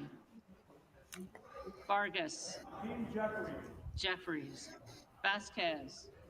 Hakeem Jeffries. Jeffries. VC. Jeffries. Jeffries. Velasquez. Jeffries. Wagner. McCarthy. Wahlberg. McCarthy. McCarthy. Waltz. McCarthy. Wasserman Schultz. Jeffries. Waters. Jeffries. Watson Coleman. Jeffries. Weber of Texas. McCarthy. Webster of Florida. McCarthy. Winstrup. McCarthy. Westerman. McCarthy. Wexton. Jeffries. Kind of getting me in the mood to watch House of Cards all over again. You ever see that? Georgia. No. Jeffries. Oh, Williams of New York. you would like it.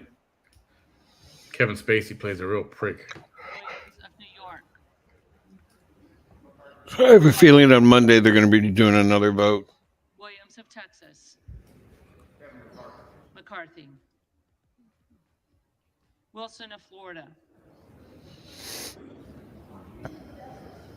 Jeffries. Wilson of South Carolina. McCarthy. Whitman. McCarthy. Womack. McCarthy. Yackham. McCarthy. Zinke. McCarthy.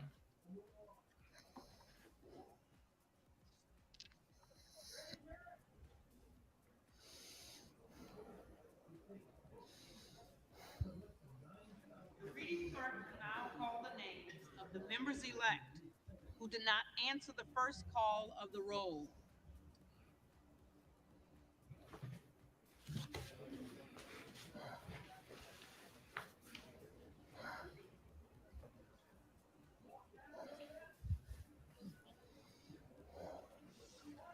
Buck. McCarthy.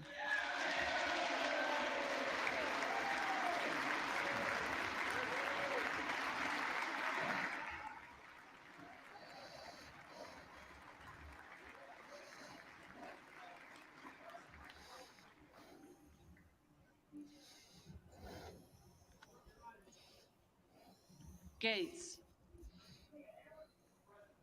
Present.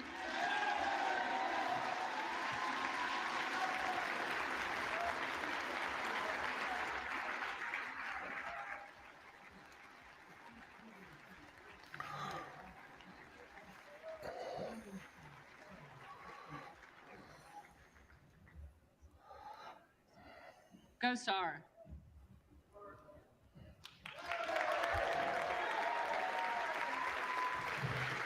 Well, I think it's in the bag. McCarthy. Graves of Louisiana. McCarthy.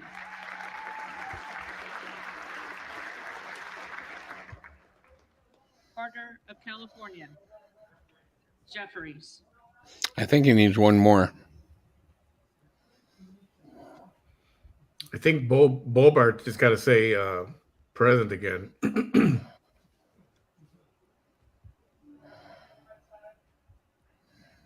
Or Bobart, whatever her name is. David Scott. Jeffries.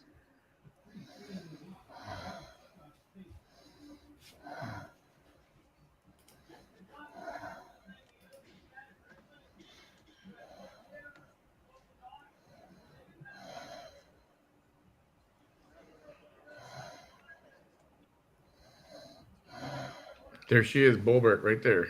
Right there.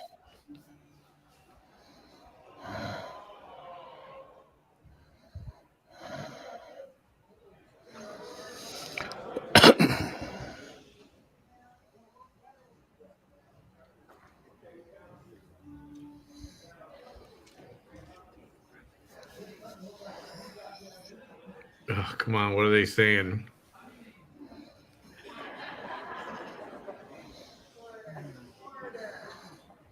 He's like, Kind of looks that way, Marlene. he's like, come on, please.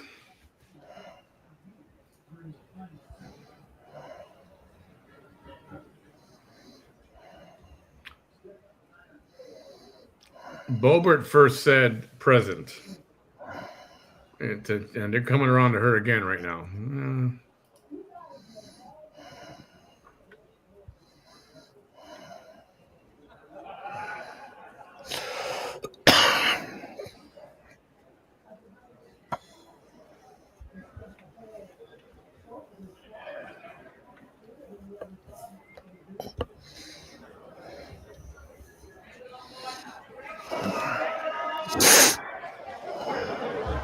Did you see that?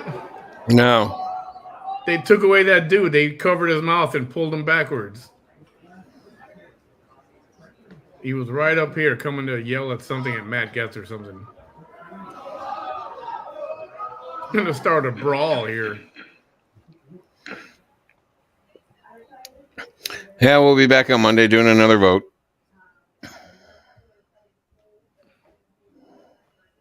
Where are we at? A minute, an hour 24. Okay, I got to come back to that later. An hour 24.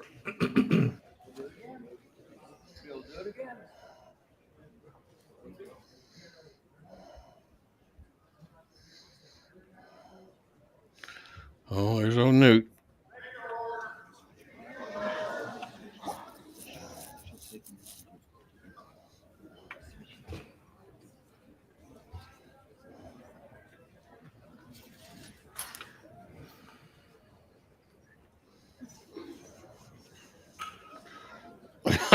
Jerry Springer show. Are they still negotiating?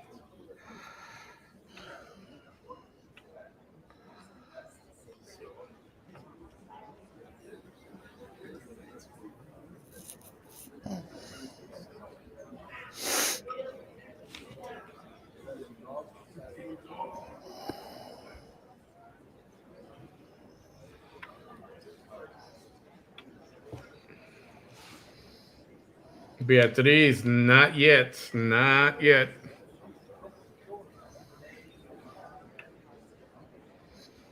I think he needs one more present or one more vote, I guess.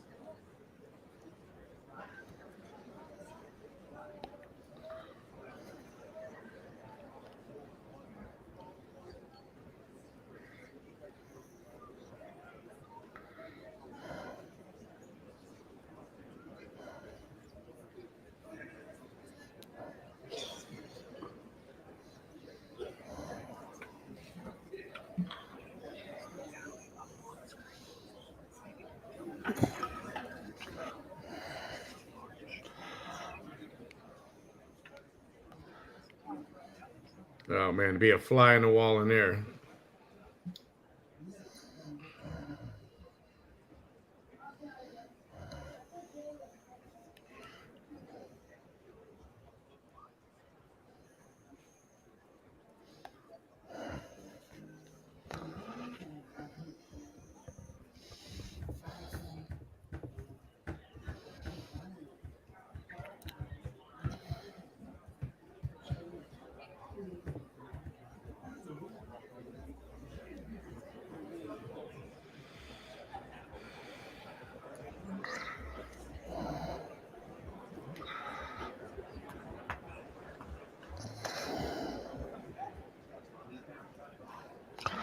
I agree, Raquel.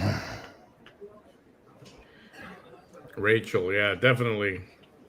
They've been at this all freaking day.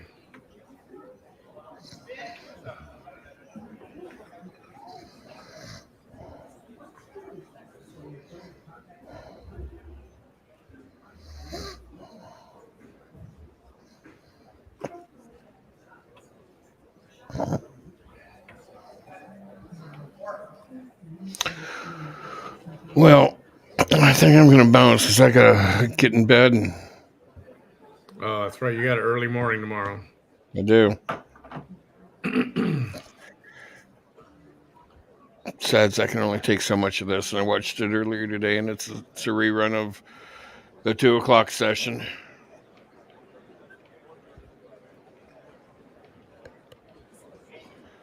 All right, peeps. Have a great night. All You right. said it. It's a shit show. It'll be a shit show on Monday, too, when they come back to do it for 15th and 16th time.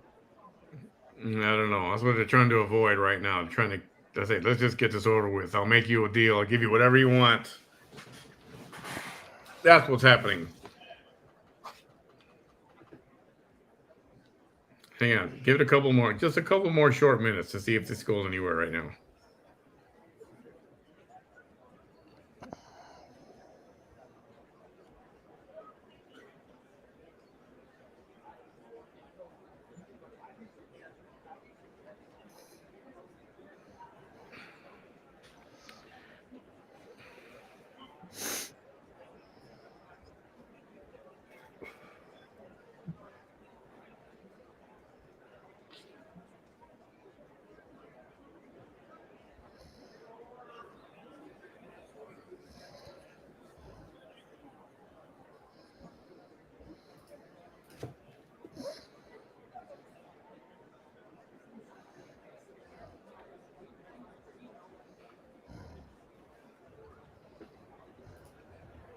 All right, hit the gavel. Let's go.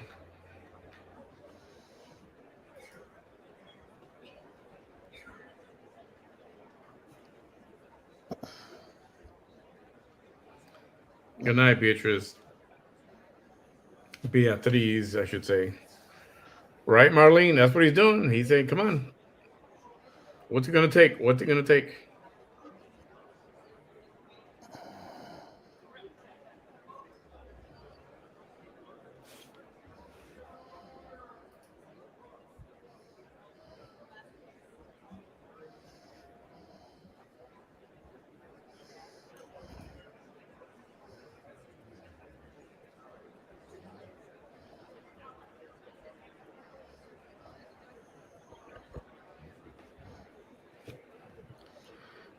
Yeah, see, friend, I think that's the problem. I think Boebert was going to vote no. She was going to vote present again.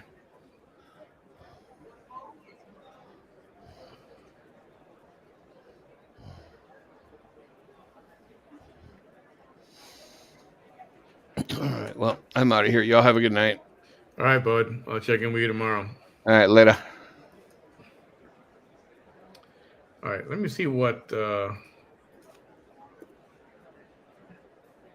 Newsmax has got on this.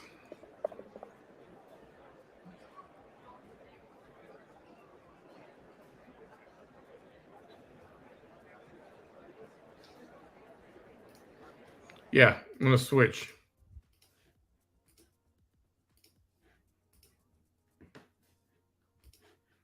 Literally. And so the clerk of the House is in control. Whenever she gets those votes back, she can close the vote. It's not like when I've been in the chair, and I know Rick was in the chair and others, where the majority leader or the others can hold that vote open for hours and even days. This is probably not going to happen here. They may encourage it, but she is under, I don't think, any bounds to stop that. Right, right. We see Ralph Norman there on the left. You got Marjorie Taylor Greene over on the right. She's been voting for McCarthy and asking. You got Jeff Van Drew there. He used to be a Democrat as well in this crowd. And you had Marjorie Taylor Greene, of all people, asking to vote for McCarthy. Let's get to work. You know, it split this faction up. This faction that is usually pretty, I think, pretty in sync. This whole process divided that faction in some weird ways. I just saw another congressman right there with the beard, and I can't remember his name, but he kind of gave it like a no chance kind of thing. Yes, Tim Burchett. Yeah, there you go. And we've actually had him on the show from Tennessee, right? Yeah. We've had him on the show a couple times. He's just kind of giving like a look like, nope, it's not going to happen or something. I wish I knew what he was talking about there. But, I mean, if they call this, now if they close the vote, like you just said, are they really going to go to the next one, or is somebody going to say, let's adjourn? I mean, why would you do this through all hours of the night?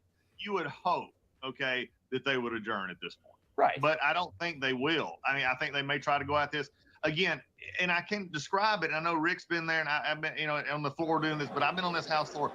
I was there when when you saw McCarthy go up there, you knew that it was a problem. You knew that they had not expected this really to happen. They were hoping for better.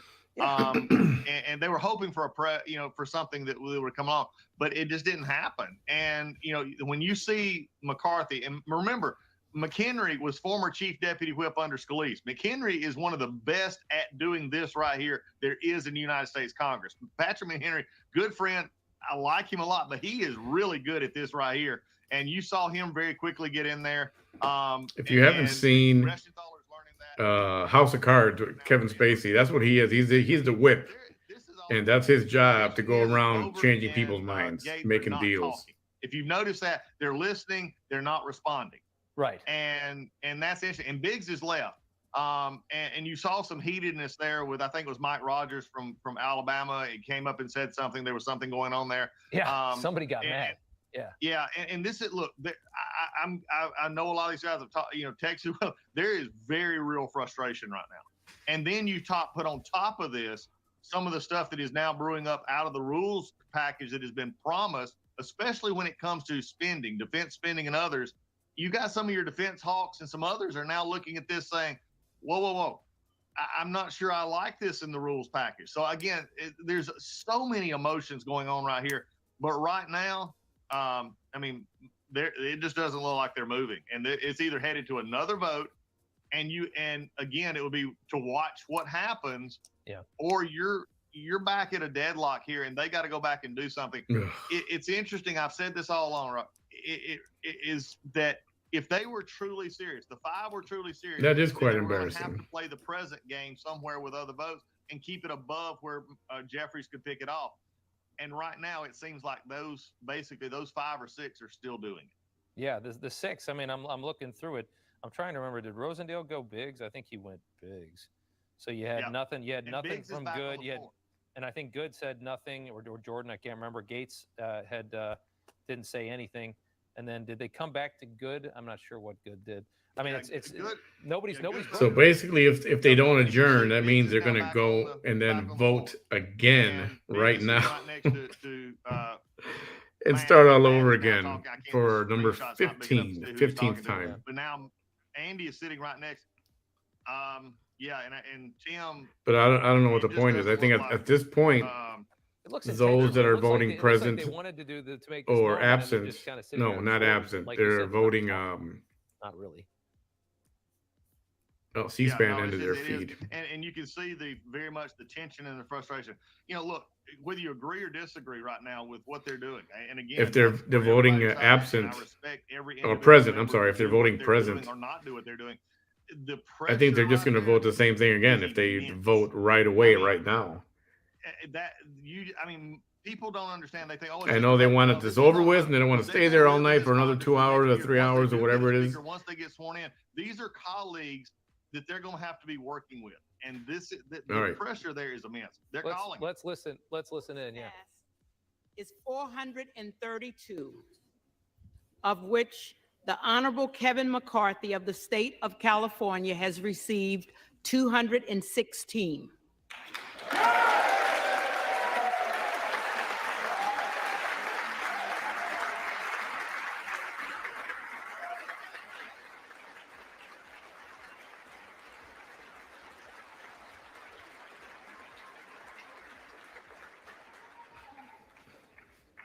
The Honorable Hakeem Jeffries of the state of New York has received 212.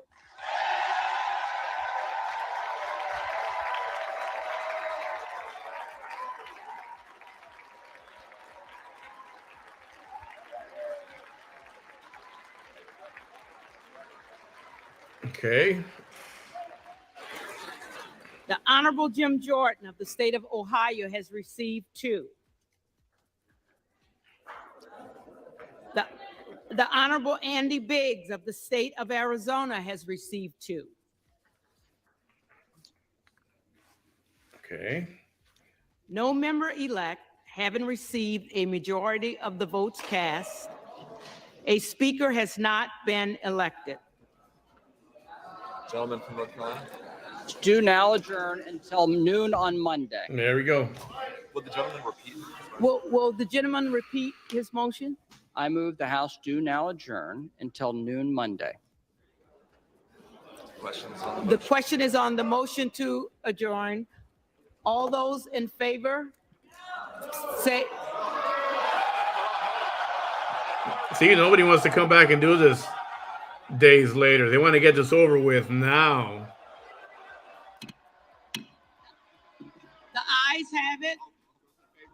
All those in favor say aye.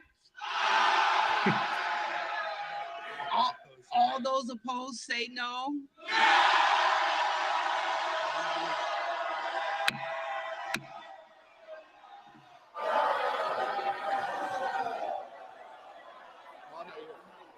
There's more no's. In the opinion of the chair, the noes have it.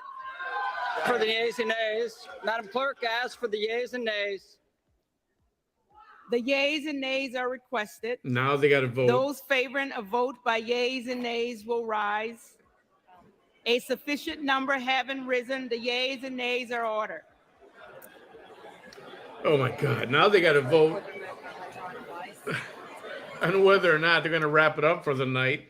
Okay. Or continue. It's like watching a really big daycare. Let's go to Rick Santorum. If you can hear me, Rick, they're going to do the yeas and nays. There's the voting going on. I can't believe this. Yeah. Well, it's an interesting move on the part of Kevin McCarthy. I think he believes that they're in a strong. They would never go home.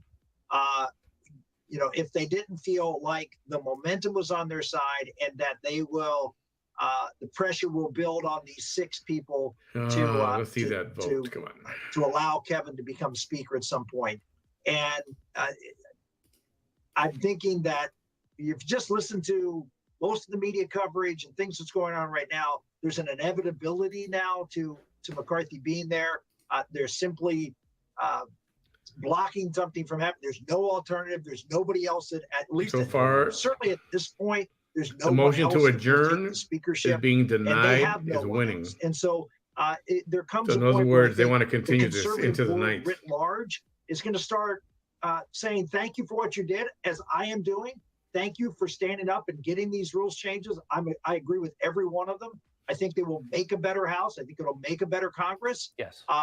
But you have to understand what's at stake here. So if it's and I hate to say 177, it this way, not much. let's not wrap it Because up and this continue Congress, this to House is not going to do 155. much Yes, because let's it's wrap it one up. of three branches. I mean, it's one of two branches of the Congress, and you got a president and a Senate of the other party.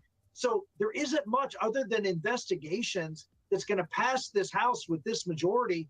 That's going to have much of an impact on public policy.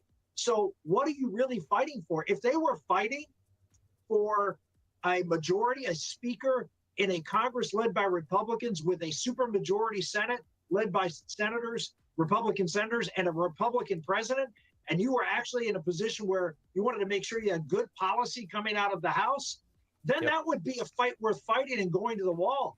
But here, there really isn't a fight other than just sort of an internal squabble, because nothing is going to happen in the House that's going to have any lasting consequences from a policy point of view. So it seems like a petty fight at this point. And that's what I think McCarthy and others are counting on, that over the weekend and into Monday, that more and more commentators are going to say, well, what is this fight really about? Because there isn't much this Congress is going to do. Looking at Jim Jordan, Michael Waltz talking to Kevin McCarthy on the House floor. I think Jordan got 2 votes. Andy Biggs got 2 votes. There is no alternative at this point. And again, the presumptive, who is going to be at some point the Speaker of the House, There's about 70 votes so left who and haven't as voted. You just said, and has made this process so much better. And the people that were fighting were still. Yeah, go ahead. Yeah, there's another thing that and again, I don't understand what these 6 are thinking. Right now it's 173 yays who are here to adjourn, or 197 against it. Now they're going to have to stay through the weekend, or probably many of them are going to go home and not see their loved ones sworn in. I mean, that you can say, well, what's the big deal? Well, you know, people are people, and that can be something that could have taken a moment, which we were talking about at the beginning of the show. It looks like they're going to vote to stay and finish through the weekend instead of go home. Everybody back together. Yeah. And now there's going to be, you know, this sort of little acrimony and that's going to spill over, and what could have been a moment of unity has, at least for the time being, been dashed. I completely agree. I thought that, you know, all the angst of earlier in the week, and you know, you had so many people that were so angry at this crew of 20. I think a lot of that was forgiven when we saw what was laid out and it was put down on paper, and then you started seeing. Yeah, they are going to continue. It was a great display of those votes are causing this ruckus. Yes, they are. Watching somebody give up power to make the system better. And it was all. And then the GOP's in shambles. I mean, was going to happen. We thought they were going to come in here, and I think, you know, I truly believe that these people still holding out. I was never straight party either way. Completely jumped the shark. It used to be Democrat many moons ago. I think and then right. leaned right. More importantly, Kevin McCarthy thinks you're right, and believes that's what this break will accomplish. Okay, it's almost over here. You're about to. And others, and in the media space, there's too much division. You know, honest brokers. And the reasons are various. Not as a partisan. That's no secret. The Republican ranks. Obviously, I'm a partisan in that regard, but you have a lot of journalists and others who are, you know, in conservative media who are going to look at this and say. So voting is closed already. They're not even considering, you know. Sort of lost me at this point. And if that happens over the next couple of days, pretty much they just called it. Should be the day that this all ends. The hilarity is, as we just looked at the votes to adjourn, Patsy, that's a no. I don't know if that's going to change here, but it's getting close. It's getting into the 200s here. If they don't let this adjourn, they have to do this again, and I don't think anything's going to change. I can't from the screen I'm looking at. I can't see. What have any Republicans voted not to adjourn? I don't know. We got to get the C-SPAN feed. No Republicans have voted. Yes. Back up there right now. I'm looking at our graphic. Okay. One Republican voted not to adjourn. Like 200 to 180. It didn't look good to adjourn. I'm looking at the feed right now on C-SPAN, and so far only one Republican's voted against it. So it's just a matter of Republicans haven't put their cards in and voted yet. But I would be Yeah, very, there's I would be 27 shocked votes if, still not cast on whether or if there not were to 5 Republicans who stopped come back voting Monday this or morning. continue now through the weekend It's like torture. Yeah, it's with going to happen. under 8 minutes And, left to vote on we'll just whether or wait not to and see. continue. What happens here on, frankly, what happens here on Newsmax, what happens on the other networks, the conversations that are going on, and frankly, what they're hearing from their constituents. Because what I was hearing, I've talked to a lot of members, they were hearing, from their constituents, very much support for the 20, very much support for what was going on here. And now that this package is out, I think people were very happy with what happened. The question is, what more do they want? And that's really the question that they haven't answered yet. And you can rile the base up for something that matters, but if you have 6 people sitting there saying, no, we're not going to let him be speaker and not want anything, that's going to be a problem. The other issue, Doug mentioned this, there's some provisions in there on the budget, which is going to require some budget cutting. And you say, well, that's good. Yeah. But but it's budget cutting not just on domestic side, but also on defense. And there are a lot of folks in the Republican Party who are not excited about that possibility that the defense budget could get whacked pretty seriously under this new rule. So that may start to percolate and cause problems for McCarthy on the other side. You never know. We have 2 Republican nays at this point on the motion to adjourn. So there's 2 Republicans saying they don't want to leave. They need 5, right? Right. Yeah. I don't see this. I don't see it changing tonight. I think this is just going to be a tremendous waste of time, and I think it's a tremendous source of frustration too. All these people, they all want to go home, right? Well, yeah, I think they do. I think they want. I think they want a speaker, and I think this is what they believe is the best way to get. I think they feel like they've done everything they could. I said earlier in the week, never underestimate the power of a weekend. And I think it showed. Yeah. They came this close. I've got my fingers right close together. They came this close to getting this done. Really, a flip of a present to a yes, or to a no against McCarthy. All right, I was hoping we could get a final count before I signed off here on whether or not they're going to adjourn. Looking at Andy Harris and but we're still missing 17 votes right now. It looks like they're voting not to adjourn. They want to finish through the weekend. Today, Gosar flipped his vote earlier today, and then I think, did Gosar flip back to present? I'm trying to remember. No, he voted with McCarthy. That made it to 216. Gosar. Okay, yeah, he may have. Yeah, the 2 presidents were Gates and Bobart, and the 4 others were Biggs, Rosendale, Crane, and Good, and Bob Good. Yeah, we have 3 nays now from the Republicans on the motion to adjourn, and it looks like there's at least 10 Republicans holding out their vote. On the 17 not voting, and so all the Democrats have voted but 1, and 17, 16 now. 16 now, yeah, there it is. Yeah, I'd be very, very surprised if this motion goes down. What do you think? I mean, this seems so childish sometimes, doesn't it? To watch out, and they're all screaming, and it's from the outside looking in, from people that don't live in this world that they're in. It is quite a spectacle. It is, but people, I always say this when I talk to, particularly when I go to college, I say, politicians are people too. Yeah. And they're politicians are people too. And they have the relational beings, and a lot of this.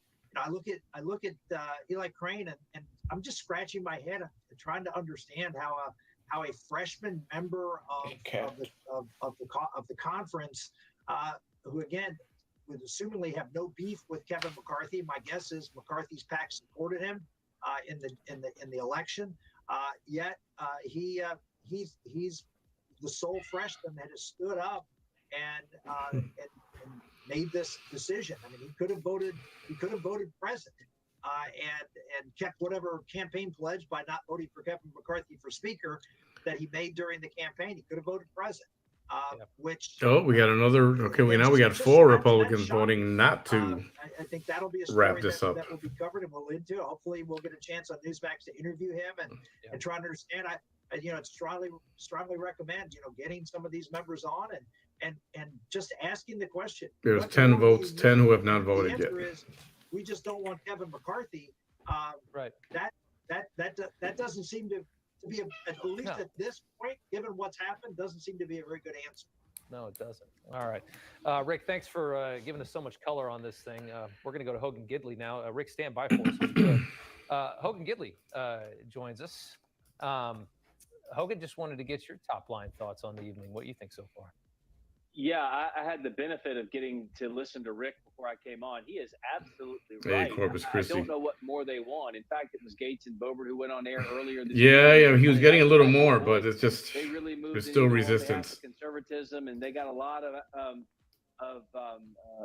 promises from the eventual speaker, Kevin McCarthy. They were excited about that. A lot of those holdouts were saying, you know, how good the negotiations had gone. You saw a lot of people flipping throughout the day.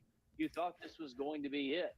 And so to see it go down by one vote, obviously a lot of high drama here on the House floor. You're watching it in real time. Fascinating to those of us who really kind of live and breathe and eat this kind of stuff. But I have to tell you, Rob, people out there in the country, you know, they don't care about this drama at all. Obviously, the eventual speaker would affect their bottom line to some degree.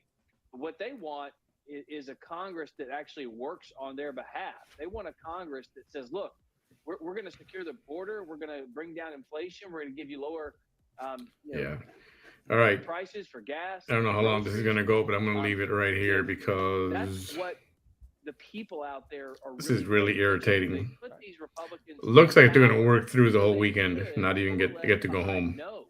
Even though some are. Some are going to leave anyway. And Nancy Pelosi have been hoisting on the American people now for a couple of years. And so I think this is, I'm not upset by this at all. I think this is healthy. Let's have the debate. Let's have the discussion.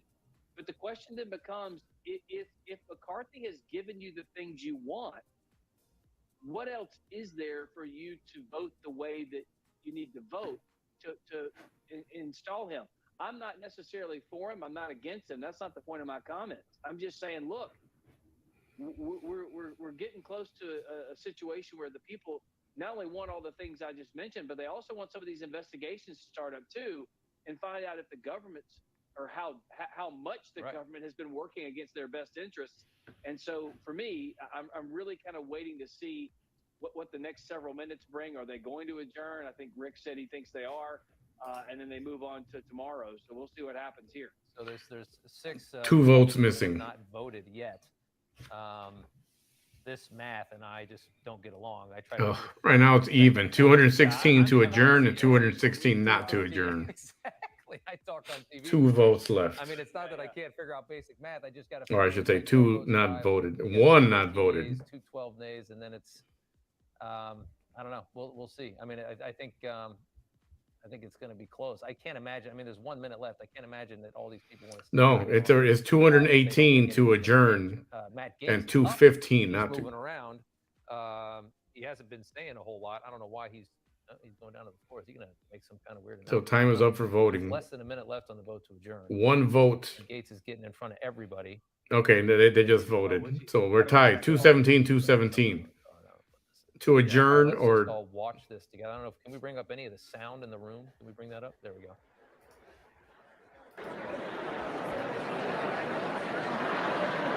Does Rick know what that card is? I don't know. I don't know if we still have Rick up on the bird. Rick, if you can hear us. Yeah, he's going to vote no to adjourn, which means that they will not adjourn. It'll be 216. It'll be 217, 217. So they're going to stay, no, and then he's going to vote the right. Hang on. He's going to vote for Kevin. Well, we got 218 to 215 to adjourn. Yeah. So someone here we just, go. There was 4 Republicans. Now there's 3. No, I'm saying McCarthy and Gates talking. Hold on. Uh-oh. So they're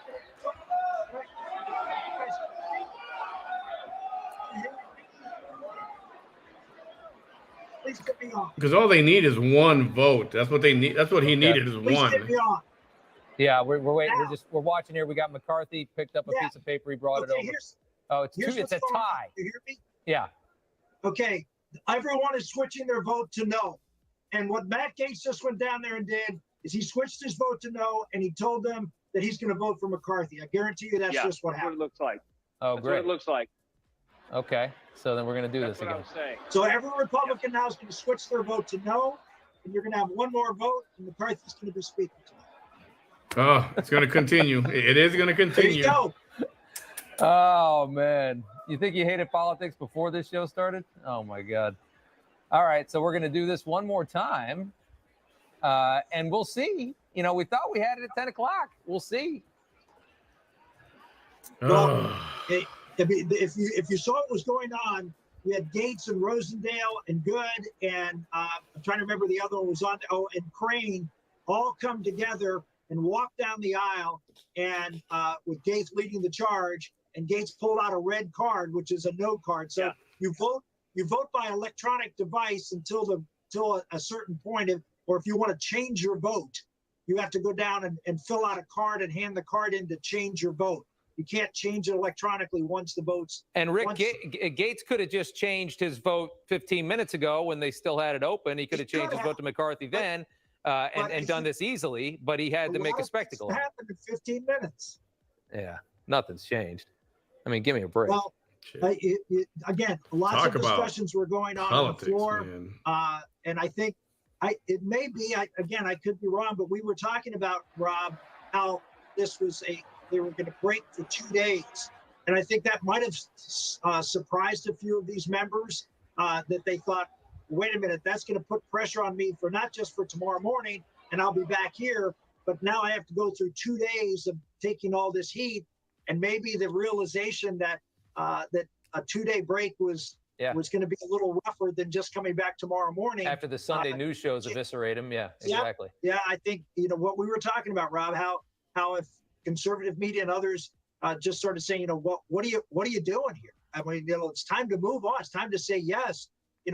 Conservatives won, take the victory, and I think that 2-day break, very smart move. Again, all this chess that's being played, smart move by McHenry and McCarthy to postpone it to Monday to give them the feeling that they're going to be hanging out there for a long time, not just to tomorrow to make things up. Unreal. Hogan, I want to bring you back in if you stayed up with us, just to get your thoughts.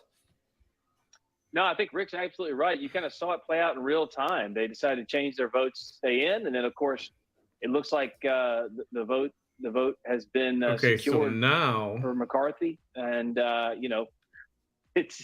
it's always such a fascinating process to watch. We kind of get a little brief and quick education every time something like this happens.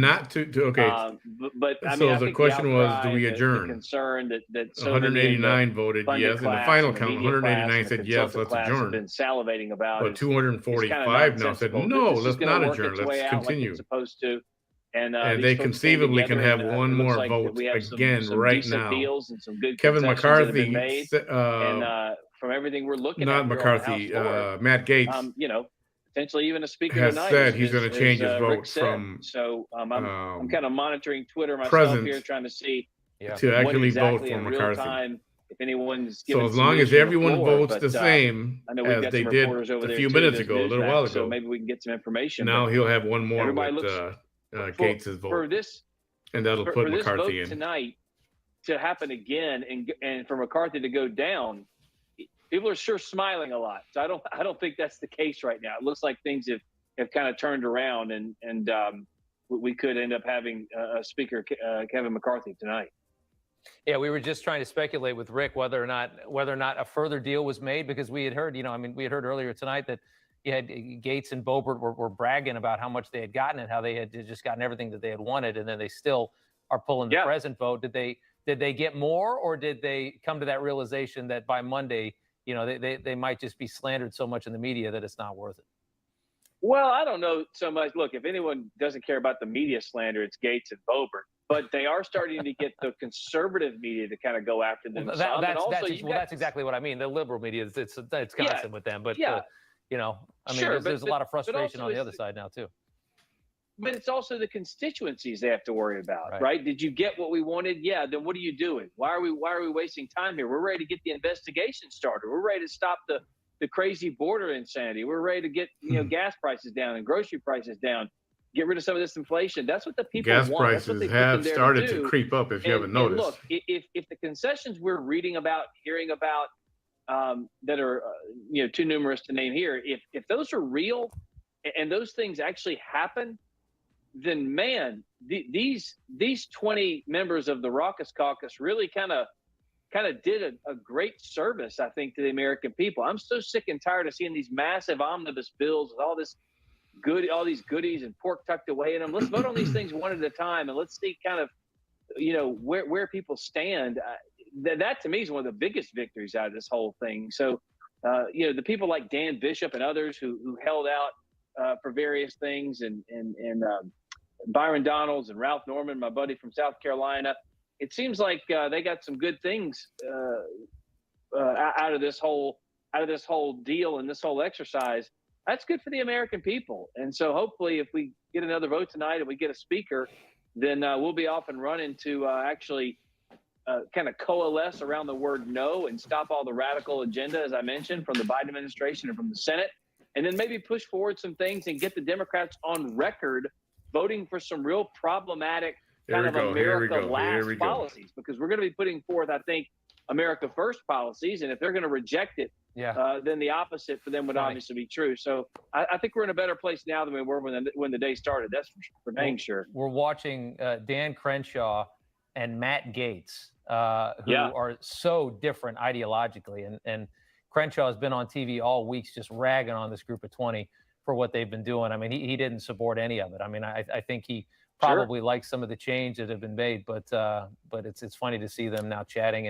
And Crenshaw does look like he's fairly happy, although he's got almost a bit of a sarcastic demeanor as he talks to Matt Gaetz. I'm sure there's a lot of frustration. Demeanor. Yeah, and we might be going back to the podium here pretty soon to start what would be the it could be the 15th round here before too much longer.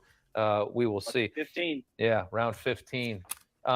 Just stand by for a minute for us, Hogan, if you could. We're going to bring in Pete Hoekstra is joining us now, former congressman. And, sir, it's good to have you on. Thank you so much for coming on. Your thoughts? I'm running out of things to say as we fill all this time watching this. What are your thoughts tonight? Well, it's not often that you're going to get a former congressman up staying up until after 11 o'clock at night to watch the House of Representatives vote to adjourn. But, after McCarthy failed on this last vote to get the speakership, I said to my wife, I said, wow, leaving this open for the weekend is not good. It's not good for the Republican conference. I wrote an opinion piece today that said, a pox on all of these Republicans. This makes, the conference fail to do their job. They should have worked this out, before the voting started on Tuesday. And for some reason, they didn't identify this as an issue. McCarthy, I think, believed he had the votes. And we entered the week and they weren't ready to go. And, I hope for the Republicans, my party, I hope for their sake tonight that they've got one of these last 6 holdouts to, come out and say we're voting. I don't know if he's loving it, but he's definitely using it to his advantage. We're talking about Matt Gaetz. We're in a much better place today. He's in a position where of the week in terms of structuring the House, and those the decision was in if this his goes over to hands. Monday, I was there. You like to finish your work on Friday night. If you start over on Monday, it's kind of like, I don't know. He doesn't seem like the week. type There's to no rush want to to go get power to, crazy, to Matt a Gaetz. conclusion. That's right. But on a Friday night, this is all about strategy, right? They did not vote to adjourn, so they're going to go ahead and it sounds like they're definitely going to do this thing one more time. What do you think? What do you think changed? I mean, obviously they negotiate this all week long, and then they held out. They held it open for a few minutes after everybody had been done voting, and nothing changed. And then as soon as they start voting to adjourn, all of a sudden, eureka. And then you got everybody switching their votes to adjourn to keep it and go one more time. How does that happen? Well, it happens, I think, because the leadership on the Republican side believes they've got movement of at least one vote to get them over the top. So I'm fairly I believe that as a result of this, McCarthy wins this vote. Boebert, Royce, Style, Okay. McCarthy, Burchett, Latta, let's take a Stauber, listen in real Lawler, quick. McLean, Crane, Biggs, Good, Huizinga, Rosendale, Griffith, Kane of New Jersey, Turner, Immer, Lunar, Duncan, Van Drew, Klein, Nunn of Iowa, Jimenez, Van Dyne, Carl, Davidson, Strong, Tinney, Bilirakis, Van Orden, Winstrup, Burgess, Wagner, Wahlberg, Johnson of South Dakota, Smirker, Mast, Scalise, Molinaro, Kamek, Guthrie, Fleischman, Rogers of Kentucky, Murphy, Rushenthaler, Langworthy, Joyce of Ohio, Kiley, Fallon, LaMalfa, Graves of Missouri, Bentz, C. Scott Franklin, Miller Meeks, Bice, Miller of Ohio, Rogers of Washington, Obernolte, D'Esposito, and Fitzpatrick. Off no on I for Ms. Maliotakis.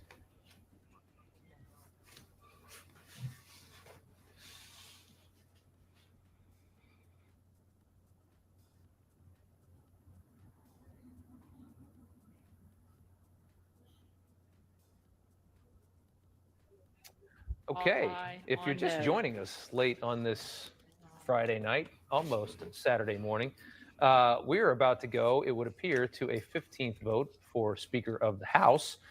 We really thought 14 was going to be the magic number. We really did. I think everybody thought, all the congressmen, everybody had the great energy there in the room as everybody walked in. And then all of a sudden they started going down the list, and you had Boebert almost right off the top say present, which was a change from Jordan or whoever, not voting for McCarthy, certainly. For what purpose does the Well, gentleman hold on a from second. Arkansas rise? Yes, okay, so the motion Madam to adjourn Clerk, is not adopted. I rise So to nominate now Kevin he's gonna McCarthy nominate as Kevin the McCarthy, Speaker and of there the you go. House.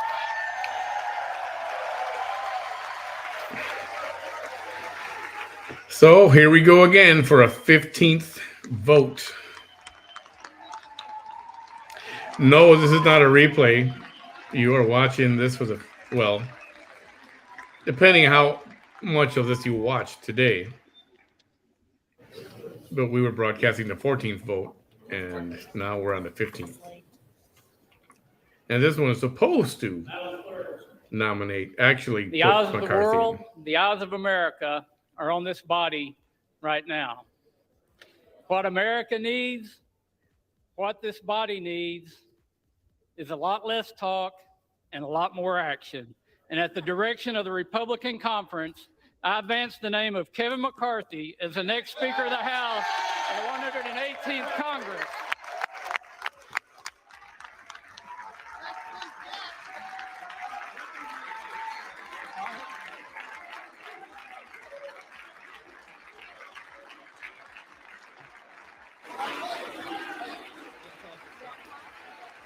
Yeah.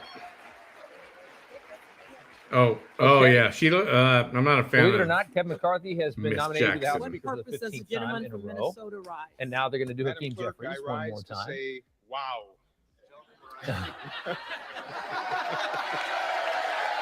I don't often agree with the Democrats, but on that one I do. And Madam Clerk, I rise to place into nomination for election to the position of Speaker of the House of Representatives, the esteemed and wonderful leader of House Democrats, Mr. Hakeem Jeffries of New York.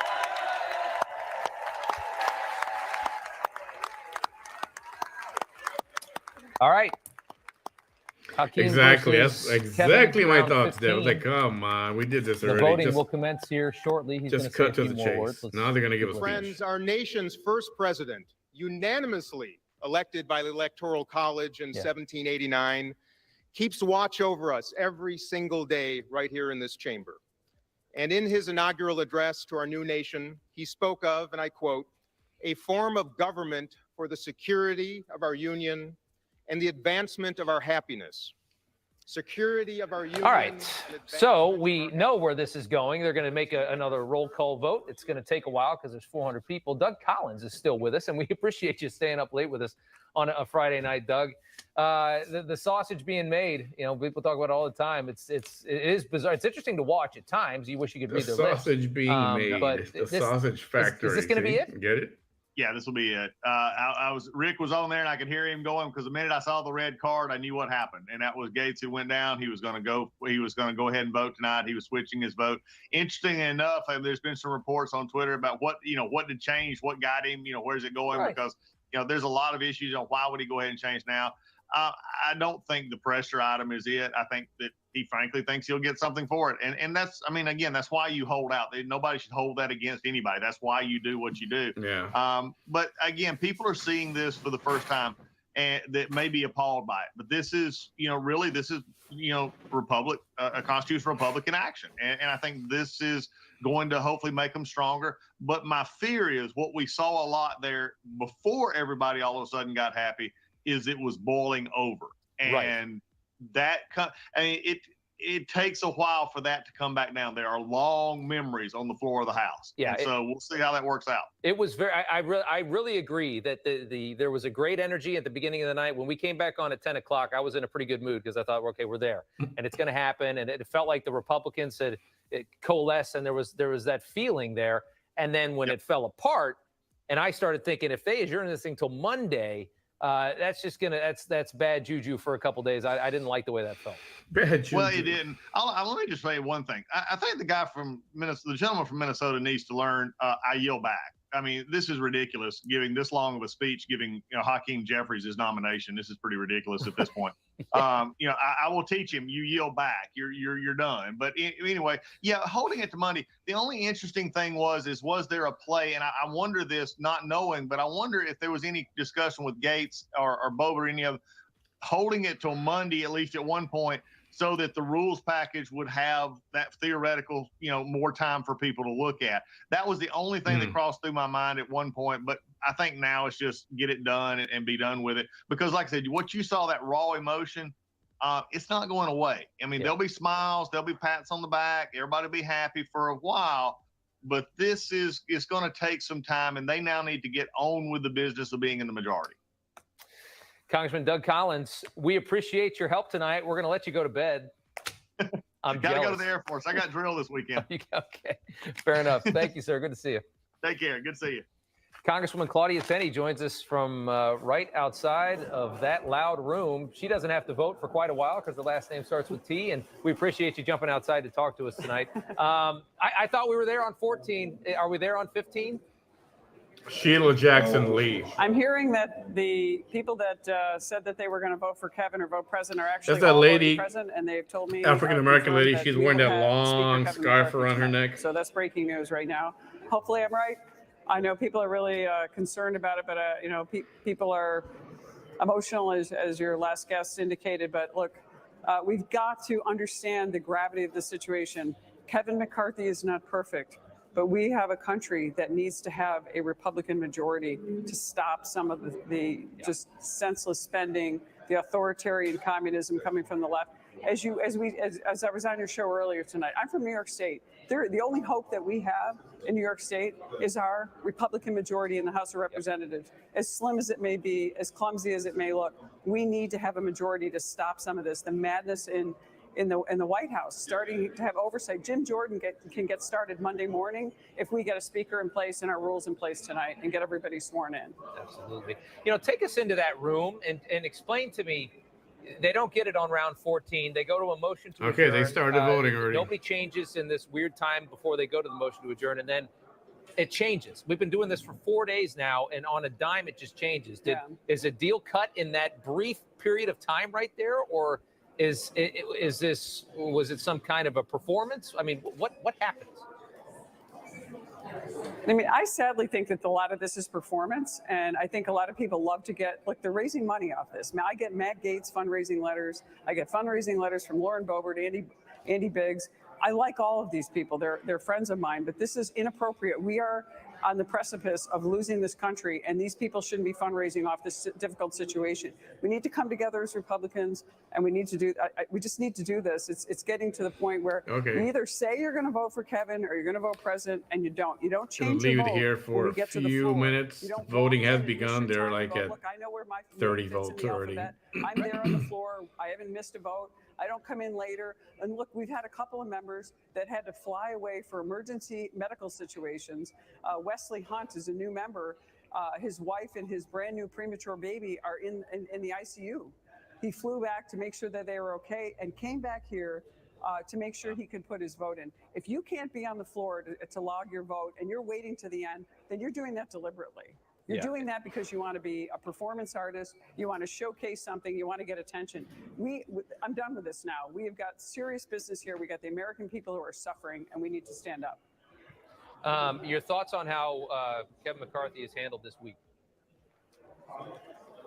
You know, I think Kevin has done a really good job of trying to keep his head about him, not to get too upset, not to get too emotional. He's advised us all to do that as well. And I think that right now we are at this moment where this is not going to be the end of this. Every single major vote, we're going to go through this. Right. This is going to be a tough 2 years with a narrow majority. And once we get a rules package in place, I think you're going to see the empowerment of a lot of members. But we're going to have an arduous struggle over very tough bills. We're going to be there's some people who object to our rules package. Yep. So right. I assume tonight, once we finish this speaker vote, we get sworn in, and we're going to go in step by step on each change in the rules package. And there's going to be some objections to some of these rules, and we may not get all of those passed. So, you know, let's see where this takes us. That means one of the people that was a holdout can go down to the floor, do their motion to vacate, and to vacate the chair, and we start all over again with the speaker's vote. So this is where we are. I'm hoping that we can get together and cooler heads prevail. And look, I like a lot of you know, Lauren Boebert's a friend, Andy Biggs is a friend, Matt Gaetz, we all came in together, not Lauren, but we've got to figure out a way to make sure that we govern together. Nancy Pelosi, for all her faults and her abuse of power, she was able to get the Democrats to vote completely, almost entirely, unanimously on just about everything. Even if they disagreed, they still voted because they voted together. Yeah, Congresswoman, well, thank you so much for joining us again. It's good to see you again tonight. Thank you. Hopefully this wraps up here soon. Exciting night. Yeah, no kidding. All right. We just had a present vote from Lauren Boebert. She voted the same way in round, 14? This is round 15 underway, and it will continue on. We'll be right back. Stay tuned. Jeffrey.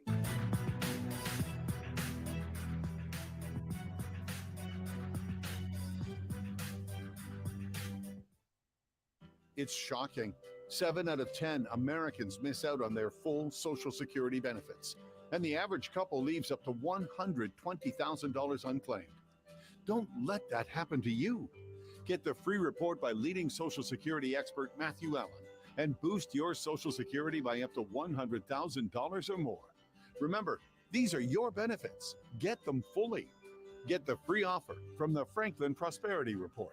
Call or go online today. A heart attack? Do they have life insurance? No, But we have life insurance. John. I'm trying to find something we can afford. Fortunately, in only a few minutes, SelectQuote found John a $500,000 policy for only $29 a month, and his wife Anne a $500,000 policy for only $21 a month. Go to SelectQuote.com now and get the insurance your family needs at a price you can afford. SelectQuote. We shop, you save. Hello, I'm Mike Lindell, and I'm excited to announce my original My Slippers are back in stock. You've made them a huge success, and now I've added smaller sizes, larger sizes, wide sizes, and all new colors. And with your promo code, you still save $90 a pair. Not only that, I'm having the biggest closeout sale ever on our sandals and slides for as low as $19.98. What makes my slippers different is my exclusive 4-layer design that you're not going to find in any other slippers. My slippers' patented layers make them ultra comfortable, extremely durable, and they help reduce stress on your feet. Wear them anytime, anywhere. So go to mypillow.com or call the number on your screen now. Use your promo code to save $90 on my original My Slippers, or for as low as $19.98, you can get our sandals or slides. Quantities won't last long, and with my 60-day money-back guarantee, you can rest assured they'll be the most comfortable footwear you'll ever own. Guys, today, I want you to find a mirror and take a hard look. I didn't like looking in a mirror. I didn't like seeing pictures of myself. I didn't like any of that. If you don't like what you see, do something about it. Get Nutrisystem for Men. I lost 78 pounds. And when people come up to you and say, wow, what did you do? I love telling them Nutrisystem for Men. The weight loss plan where you can eat with man-sized hearty inspirations meals, bigger dinners and lunches, clinically shown to control hunger for up to 5 hours, like Swedish meatballs and meatloaf and potatoes, and lose weight and maintain lean muscle mass with Fuel. The Fuel protein shakes are awesome. and made with Velocitol that doubles the power of protein. I lost 55 pounds. I lost 63 pounds and I feel better than ever. Look in the mirror and change what you see with Nutrisystem for Men. Hurry and get today's special deal. Don't wait. Call or go online right now. Introducing CircuMax Gold, the best tasting beet supplement on the market. Enjoy the amazing benefits of organic beet, plus the advantage of clinically studied Careflow mango powder, arugula extract, and a super strain of probiotics. CircuMax Gold's all-natural organic ingredients help support healthy nitric oxide levels, blood flow, digestion, and immunity. A superfood that will keep you going strong all day long. Go to CircuMaxGold.com and learn how to get up to 3 bottles of CircuMax Gold totally free. Crenshaw, McCarthy, Crockett, Okay. Jeffries, Crow. Welcome back. As we watch Jeffries. this, we've had a lot Cuellar. happen in the commercial break. We had Andy Biggs vote Jeffries. present. We had Lauren Boebert vote present, Curtis. and Eline Crane McCarthy. vote present as well. Davids We're going to of bring in Rick Kansas. Santorum now because if everything else stays about as it is, you're there, right? It's that's it. That's it? If all the others stay as they voted last time, the 3 presents is what you needed out of the 6. But if you listen to Claudia Tenney, it looks like all 6. I mean, if Andy Biggs voted present, then the whole team they're going to lock arms and vote the same way. Yeah. And Kevin McCarthy is barring something. You said at this Biggs point, was kind of the leader of the faction, right? He was, and barring something unforeseen, which I don't, at this point, not at this hour, not at this time, you're gonna see Kevin McCarthy sworn in tonight as Speaker of the House. Yeah, it's been a heck of a week to watch. Again, to reiterate, what's happened here. There was a faction of 20 that wanted to come in and they wanted to make some what I think a lot of people believe were much needed changes to the way that this system inside this room operates. And they managed to do that. And there was some really great work that was done. And that work was completed. And we thought earlier today that it was all written and it was promised and it was done. And you had a lot of really great people say that, you know what, we held out, we got what we wanted. Serious members of that faction got what they wanted. And they said, okay, we're ready to go with McCarthy because he did what was right and he did the right thing. And then you had these holdouts at this point. It seems like now, finally, at this point, everyone is at least satisfied enough to say present and let this move forward so that this House can get back to work. Yeah, and I haven't followed any and heard any news of what happened in that moment. You've asked a few folks what possibly happened. I cannot imagine that there was any sort of special deal done at this point that would not have gone over well with everybody. I think it was just a matter of the 6 members sitting down and saying, you know what, if we take it into next week, there's a chance we could be here all week again. And I've said it, I can't tell you how many times, whether it's midnight on a Friday night, but weekends are the most powerful thing a leader has to get things done. And it's not just because people want to go, people think, oh, they want to go home. And no, it's because it's a break. And that break is uncertainty. And lots of things, lots of dynamics can change. And when you're in the middle of a battle like this, you don't want those exigencies to hang out there and cause problems. So it's not just the weekend. It's not like people want to go home. Yes, that's part of it, but it's just having that big break. Even though it's only 2 days, it's a big break for the whole dynamic to change. And I think everyone thought, you know what, we're not happy. We're not where we want to be. But it might get worse, not better. So it's time to hold our tent. I ask you this next question, knowing that I'm going to have to cut you off because we're only 4. Now, hang on a second. We're going to just listen back in. We're only a few away from Matt Gaetz. Let's listen in now. C. Scott Franklin, McCarthy, Frost, Jeffries, Fry, McCarthy, Fulcher, McCarthy, Gaetz, present. Okay, Matt Gaetz with a present vote. So I think the prediction was right. Rick Santorum, you're still with us. I think you nailed it on the head. It sounds like the whole coalition will vote president. I think this will easily get through this time, right? Diego. Absolutely. And what, we were watching with the motion to adjourn, and you saw 4 or 5 of the 6 rushing to the front together. They were obviously all back there. They all made the decision.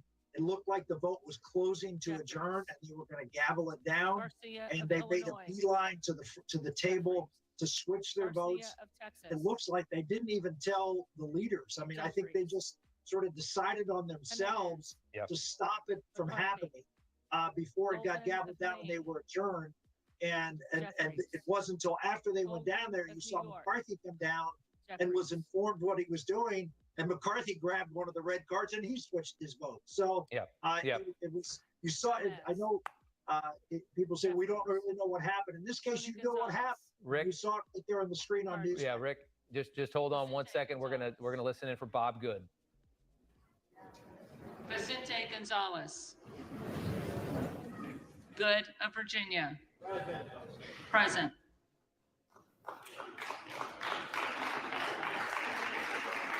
There was Robert Good from Virginia. McCarthy put money against the sitting congressman that Bob Good actually beat back in 2020. McCarthy. That's where the bad blood between McCarthy and Good Go comes Star. from, and he voted present nevertheless. This coalition is sticking together. Rick, stand by for us for just a second. We're going to bring back in Ambassador Pete Hoekstra. He joins us now. He's a former congressman from the state of Michigan. Granger. Sir, good to have you back on. It seems like they made some kind of a deal because all of a sudden everybody's present. That may be. I tend to agree with my friend, Rick, that it's probably difficult to cut a deal that quickly. But I think, not only the 6, but the other 216 Republicans were looking at this and were probably taken aback by the motion to adjourn to going to Monday. I would think that the majority of them would have said, no, we're coming back tomorrow. We can't go home. People back home are going to say, why aren't you in Washington on Saturday electing a speaker and getting this taken care of? So there are maybe a lot of dynamics, but the real thing here was, the 6, in block now saying, hey, we're going to vote present. It looks like McCarthy's going to win, but as Rick and I both know, you don't count your votes until the gavel comes down. That's right. And we're waiting now because we've got a long way to go until we get to the final of the 6 here, which is Congressman Matt Rosendale from the state of Montana. I wanted to ask you, as somebody that worked in this body, we saw there, and I'm not sure if we have that replay available, but we saw a moment when it got really heated over there where that little coalition is sitting, right, where Boebert and Gates are sitting, and you had a lot of people crowded around. And you had a moment where somebody came up and got right in their face and pulled them back. And I think it was Santorum that said that that's more commonplace than people think in Congress, that it really can get really hot at times. Is that true?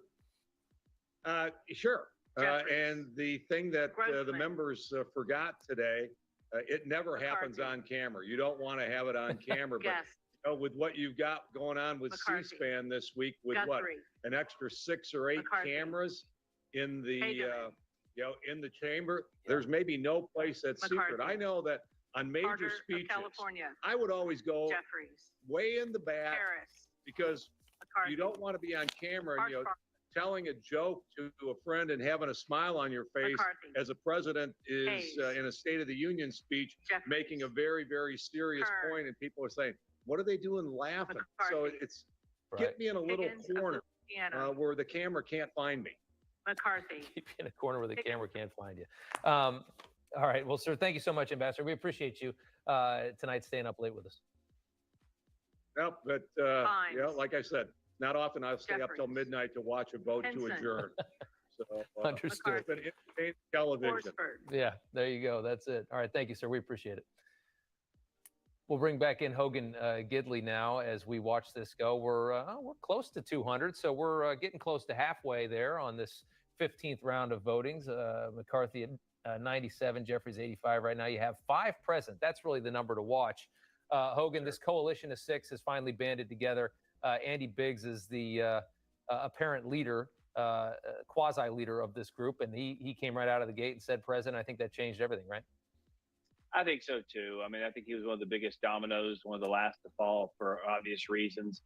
The ambassador's right too. When you're talking about getting off in the corner here and not wanting people to see your conversations or watch you laugh during a State of the Union or whatever the speaker in the front of the House may be saying. Look, one of the reasons you have all these camera angles and you can see this is because they haven't passed rules on what cameras can and can't do because they haven't been sworn in to do that yet. So that's one of the most interesting things about this is there are only usually a couple of cameras in there positioned in certain ways, and you know where to get out of that line of sight from those cameras. But it just so happens because we haven't had a speaker yet that there are a lot more cameras in there. So it's kind of a free-for-all at this point. I did want to make a point. I feel like that, I think Rick made it early on, and maybe, Rob, you've made it too. And it was a lot of people may be asking, why are we doing this kind of at the 11th hour? Why weren't these deals cut ahead of time?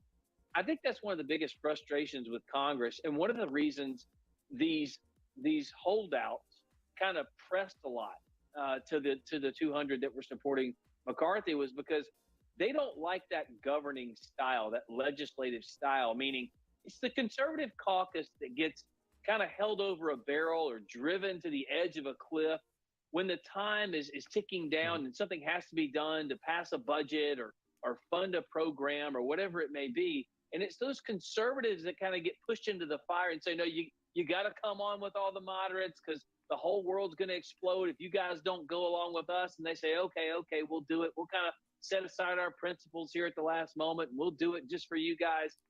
And I think a lot of the folks in the 20 just said, no, we're not doing that anymore. We need to have some rules on the front end, and we need to get promises from the speaker or the eventual speaker that we're not going to legislate that way anymore. We're going to have these conversations ahead of time.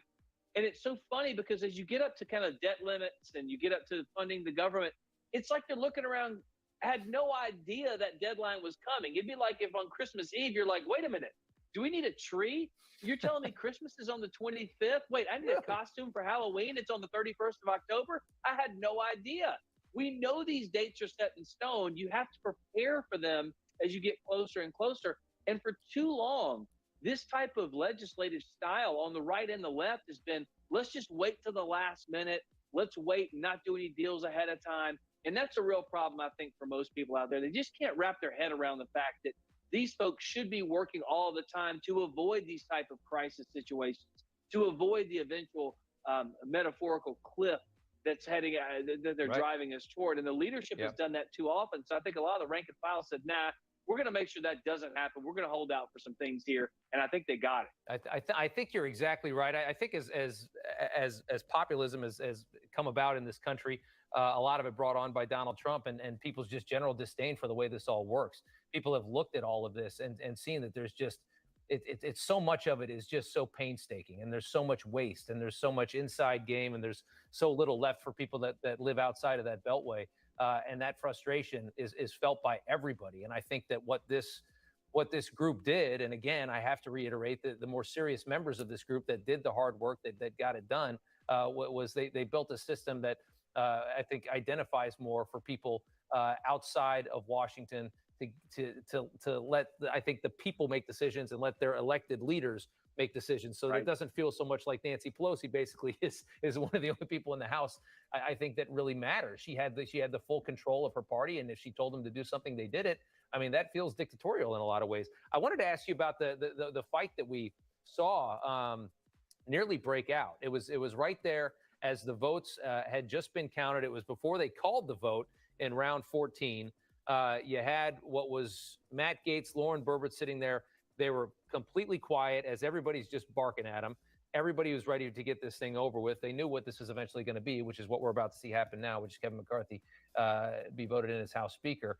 You had Congressman Mike Rogers lunging from what we saw toward Matt Gaetz. I don't know if he was going to get in his face and yell or what was going to happen, but he lunged towards Gaetz and Boebert, to be fair. He had to be held back by Congressman Richard Hudson before we thought.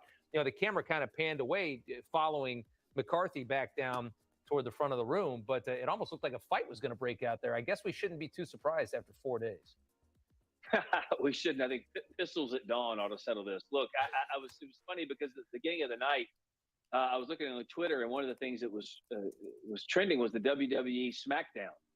I think the SmackDown still was trending once that fight almost broke out. To watch these folks kind of lose their cool in this situation. But look, Rick Santorum touched on this earlier. These politicians are people too. They get angry, emotions run high. This is something they've been working on for quite some time. They feel the pressure of the media coming down on them, fellow members coming down on them, their constituents upset, not to mention their families. You have someone who just saw the birth of his child, had to fly home, make sure they were okay in the ICU, premature baby, and then he turns around and flies back to vote. I mean, there's a lot of pressure going on here. You hate to see people lose their cool like that, but look, it's understandable. You don't know if he was gonna come to blows or not. Still, and you don't know what was said beforehand. You don't know where Gates was beforehand. Did he do something different than he said he was going to do? So a lot of factors there, but it's still interesting to see this and why this is so important. And look, I congratulate you for staying on air too, Rob. I mean, this is where we could see a new Speaker of the House. I mean, it's important stuff that people need to watch. They need to pay attention to, because this has been going on for a while. And that Speaker has to coalesce this entire caucus, the entire Republicans, around the word no. Right. Because the political realities exist. You have a Democrat-controlled Senate, a Democrat White House. Yep. This Republican body, the Republican-controlled body, will be responsible for stopping that radical agenda of Joe Biden, of Nancy Pelosi, of the left. And usually when you're in the minority, it's easier to kind of coalesce around no. When you have the gavel, you kind of have a chance to govern.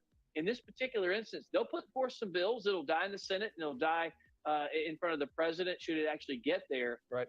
But they're going to have to rally around the word no. I think they're going to do it because they really have been put in charge to stop a lot of the nonsense that's been going on in this country, to secure the border, to get down inflation, get the work, to protect our families. Yeah, absolutely. Hogan, all right, stand by for us if you could.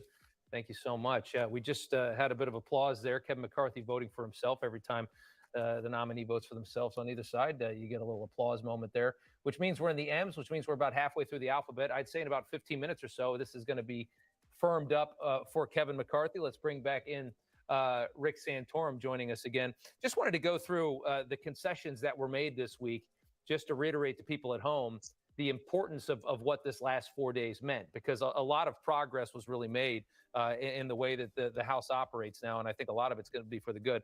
I'll read through these as we continue to just watch the votes come in. The Freedom Caucus will have a much greater representation on the Rules Committee. One of the things that was all righty. Anybody left here? Oh yeah, not a bad number of you guys. I think can best be described as too swampy of a bill from getting to. Yeah, I mean, if you think about it, Freedom Caucus. Whoa. Sorry, other TV's on.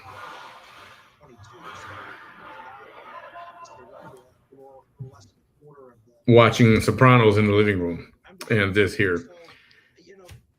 Let's see where we stand. 148 to 125. 5 have voted present. The way it was described, real quick, the way that it was described by I can't remember who I was talking. So right now it's actually 153. I'm watching C-SPAN on a different direct feed. 154 to 136. They say they could just line up with the Democrats and keep that from going to the floor. Yeah, almost there. Would that be the way to do it? It doesn't give you enough votes to line. If just those two are the only two, it doesn't give you enough votes to line. You guys like this commentary from Newsmax? Where the majority, even in a closely divided Congress, the Rules Committee is not divided according to the ratios of congressmen, Democrat to Republican. It's like a 2-to-1 +1 or something like that. So, so having 2 Republicans is good, but it doesn't give you veto proof to work with the Democrats to block things that the majority wants to do. Okay, all right, fair enough. But it's, I guess, it's a move in the right direction. It's a move in the right direction. Yeah. And by the way, there are a lot of other conservative members other than Freedom Caucus members, so there'll be some sympathy. It won't be all just. Yes. Okay, so it's got to do with conservatives other than the 2 Freedom Caucus. There's. It's got to do with satellite link and cable links and internet and broadcasting speeds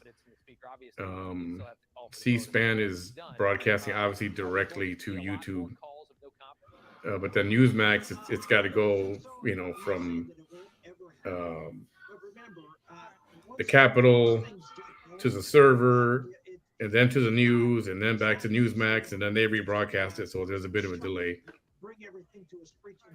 So as of right now, according to C-SPAN, at this second, 162 to 148. So it's off just a little bit. But you don't. It's never been used much in the past. You do have some folks who are performance artists out here in the Congress more than you used to. But I would not look. If I was speaker, I would not be that concerned about it. I'm being abused. Not to say you won't face one, but it's not going to be something that's going to be a habitual problem. Interesting. Okay. What about a subcommittee created on the weaponization of the federal government? That sounds interesting to me. No, I understand. I mean, I know that's something that Scott Perry was very Okay, and then passionate depending about, where you are in the because country of his too, you might get a interactions quicker with feed. the I'm showing FBI. 165 to You're seeing it 155. more and more. If you guys are where seeing there's something IRS higher than or that, the FBI or more what votes, some then of yeah, these that's regulatory probably why. agencies do to businesses.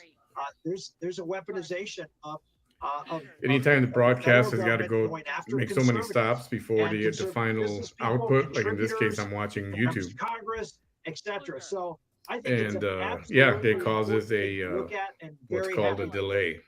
Absolutely. The return of what's called the Holman Rule, which allows, as it was explained to me, the defunding of federal programs of and it could be used as an investigative tool as well, in something so like what we've seen with the FBI.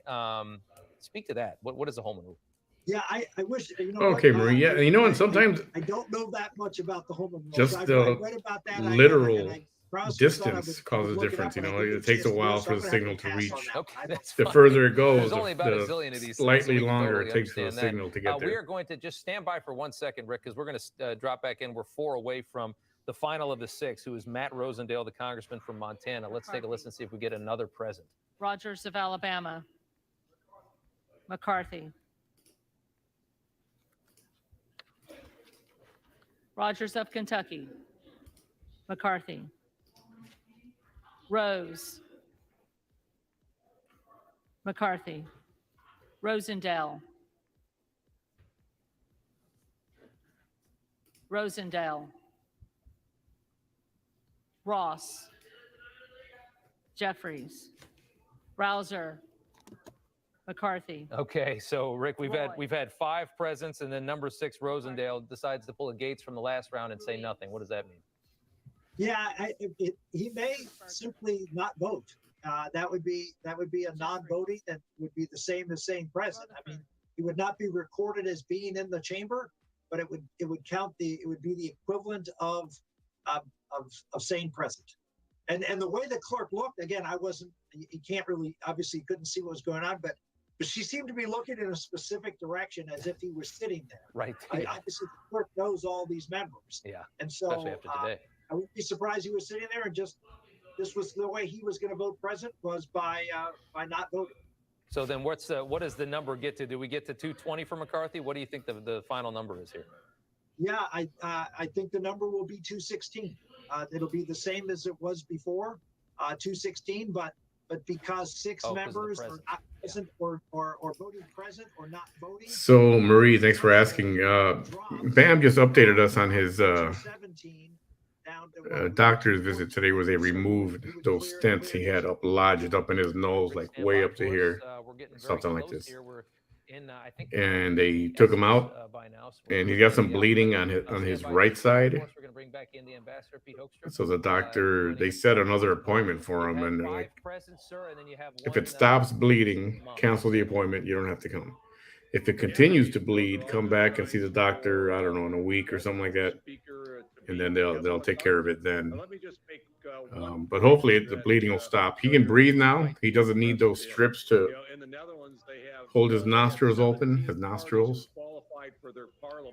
So he says he can breathe. It's just a lot of the junk and the bleeding and the dryness that's in his nose. So the doctor told him to keep his nose hydrated, moisturized, and hydrated. So getting this done in 4 or 5 days, that's a pretty good job. And it's still swollen, a little bit swollen because he had those freaking things in his nose. So hopefully in the next 24 or 48 hours, that swelling will go down, and he'll be back to normal in just a few But days. they're dealing with big things. They absolutely are. And, the biggest things that they're going to have coming up are the debt ceiling, how they're going to get through the debt ceiling, the agreement that they have. It kind of says, okay, the burden's going to be on Republicans to pass the debt ceiling. I think, Senator Santorum and myself, we were probably both there when the deals would be, okay, we're going to bring 109 Republicans and 109 Democrats forward to vote to increase the debt ceiling. That's going to be a very interesting time. And then when they get to the spending bills in August and September to fund the government for 2024, what concessions will Republicans in the House be able to get? How will they be able to limit or cut spending and get us moving towards a balanced budget? I think those are the two legislative things that have to get done in the next 24 months, and then we'll have all the focus on investigations. Yeah. Do you think that, is this going to be a tough house for McCarthy to manage this close and with with kind of the way it feels right now? Of course, it's going to be tough. Hopefully, the lesson here, they've learned their lessons. The conference looks bad going through this, and I hope the members recognize this and that they work out their disagreements before they come to the floor, and they don't have to go through this, multiple times in the next 2 years. So it's going to be a very, very difficult job for McCarthy to corral these 222 Republicans and get to 218 on a consistent basis. Yeah, it's not going to be easy. Yeah, the investigative. Somebody said earlier that the investigative portion, the job of investigating, it'll be a lot of what this House really does. Because again, it's not going to be, you've got the Senate in Democrat hands for the next 2 years. A big part of what they do is going to be just investigating. Yeah, absolutely. And, there's some very, very ripe targets. I was chairman of the House Intelligence Committee.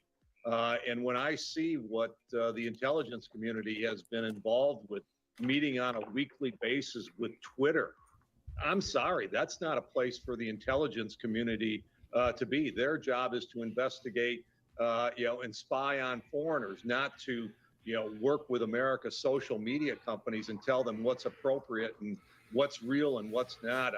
We got to clean up the intelligence community. There has to be a wholesale change. And, and then you've got the border, you've got all kinds of issues that are just ripe for the pickings. Yeah. As somebody that worked in Congress of the changes, and I know you've been following this all week, of the changes and the concessions that were made, which do you think are going to be the most critical? What are the most important? What will do the most benefit, I guess?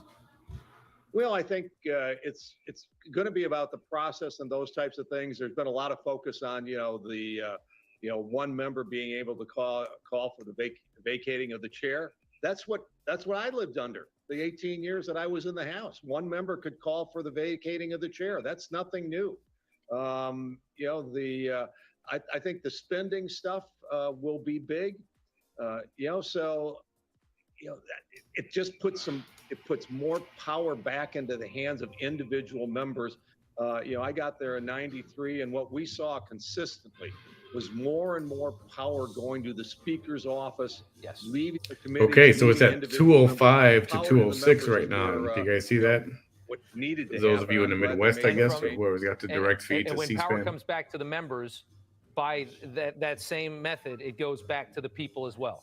Because when it consolidates up toward the Speaker and everybody, the power thirst that's a natural human emotion. Everybody wants to get as much as they can, and that's why you have to have checks. God, would this royally when suck you distribute it back out to the members of if he doesn't Congress, get it and they got to comes back vote out to the again people or that come voted back for it. tomorrow or whatever they're going to do? You're absolutely right. It will make the House more Cheese and representative. crackers. Yeah, absolutely. Ambassador, thank you so much again for joining us. Thank you. Appreciate it. All right, let's go back. Let's go to Kilmeny now. She's right outside of the chamber, and we're getting close. We got about 415, so we're in the last 20, 25 votes here, right? Yep, that's what I got now. 211, 211. Rob, if you would have asked me going into the first vote tonight whether this thing would have been locked up, it sure sounded like it. Really interesting to see this from a different vantage point. I was watching all of this play out from the House press gallery, seated right above when they voted on that motion to adjourn, and then they started changing it to stay present. The energy in that room, it almost resembled the UK Parliament, the members yelling at each other to adjourn or not to adjourn, and then going back and having the momentum to lock this up. You heard Kevin McCarthy say one more time. And I mean, this has been a marathon this week getting to this point.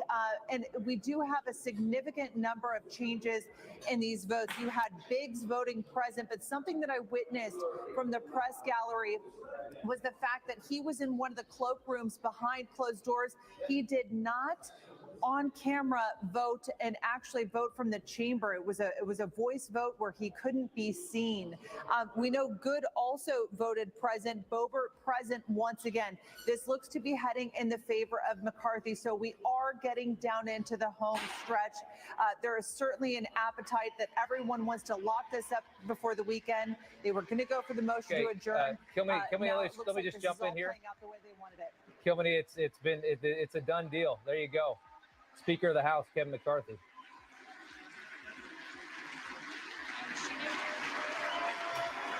There you have it.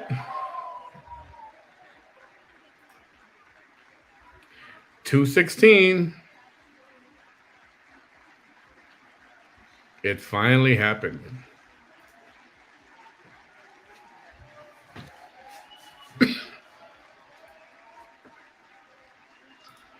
Yeah.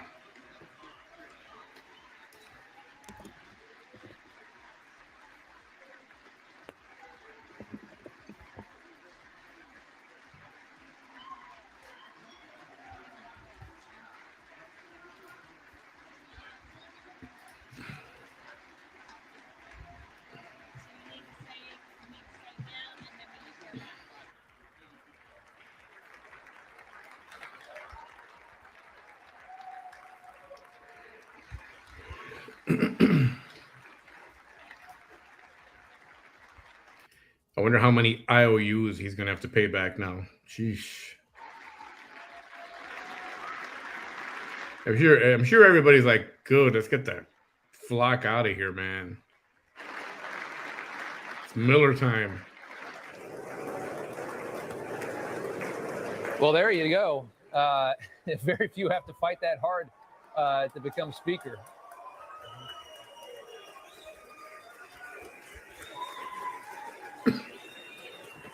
All right. Taking a look at the numbers there, the final numbers 216, 211. You had 5 present, and that's how it all came about. That group of 6 finally caved, voted present. I don't think Rosendale ever did vote, the final of them. And the atmosphere in the room is very, very positive now.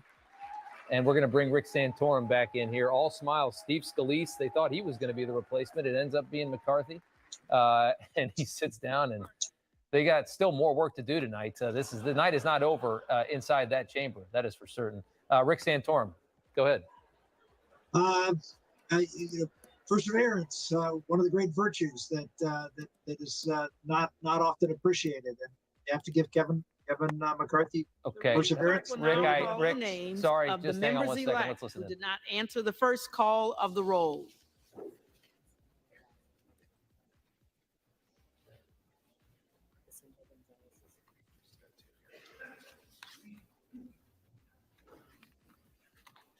Vicente Gonzalez. Jeffries.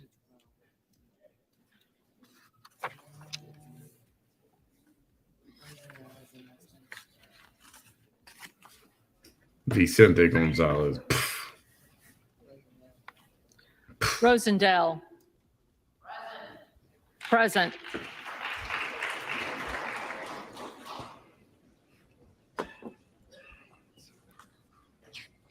Yeah, thank you. I owe you. Yeah, I know. I won't forget. Remind me if I forget, but I owe you.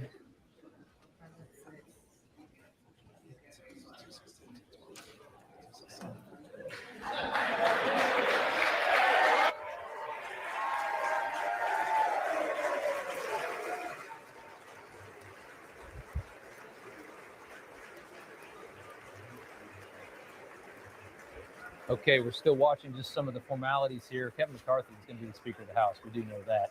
All the votes are in. They finally got around to Rosendale, who gave his present. So you see the 6 presents there at the bottom. That was the big 6 that was needed. And you didn't need all of them, but they all were a coalition, all led by Andy Biggs, and they all decided to stay present in this final round at 15. Round 14 was very disappointing. I think everybody thought they had it, and then it just had to go to 15, and it was delayed again. And these people have been here all week dealing with this for 4 days. There was a lot of frustration. We saw what looked like it was about to be a fight at one point after round 14 ended with the speaker still not elected, and it was looking like it was going to go to round 15. And then the tension started boiling over. They didn't close the vote ahead just yet, and then they tried to get changes made, and you had Gates and Boebert just sitting there, just saying nothing, as everybody kind of yelled at him and tried to coerce them to just do something, just say present, just do something to make a change to get this thing done, because they knew what the inevitable was going to be, which was going to be Kevin McCarthy. Again, you look at all of this, and a lot of great changes were made this week, but at the same time, there was never any other serious candidate. Nobody ever got past, I think, 20 votes, which was Byron Donalds. Byron Donalds ended up voting for McCarthy anyway. So that's how this whole situation came about. Rick, are you still there? Still here. Go ahead. No, this is a moment that I think they really felt confident. I know this is going to sound strange. I think if you listen to the McCarthy people and the folks around, they always felt confident they were going to get here. And you just nailed the reason why, is that there wasn't an alternative. You can't beat a speaker without an alternative, without someone else that's identified as either wanting it, having the ability to gather and collect enough votes to do it. And I know, right? And Marlene, I get it. Is he really a winner? I mean, when you got to sell your soul and make all these promises and concessions you're going to have to make, it's not really like a legit, straight up, they wanted me in there kind of a win, right? And besides that, the fact that it took 15 separate votes. How long did this took? What, 20 minutes each one? And all day long. In order, you had to go through 15 votes. Would you feel all right with that? Would you feel okay with it? I would have quit after, I don't know, 3 maybe? Maybe 4? I'd be, yeah, that's it. I'm not doing this. There's a problem here. And so it's been a good night for the conservative cause. Yeah. These rule changes we've seen appear to be dismantling a lot of the power that had been collected by speakers over the last 20 years, including, of course, Nancy Pelosi, perhaps even Newt Gingrich. All right. With this, I'm going to call it a night. I think we've seen enough, to be honest. It's certainly gotten more powerful. Yeah, it has. So we'll cut this broadcast there. At least we got an answer, right? It wasn't all for nothing. Thank you all for hanging out with me tonight. And Bam, a little earlier today. I'll check in with you tomorrow. Maybe I'll do a pillow talk for Saturday night. How's that sound? I might do that. Thank you so much. Have a great Friday night. Have a good, relaxing weekend. Have a good tomorrow. See you then.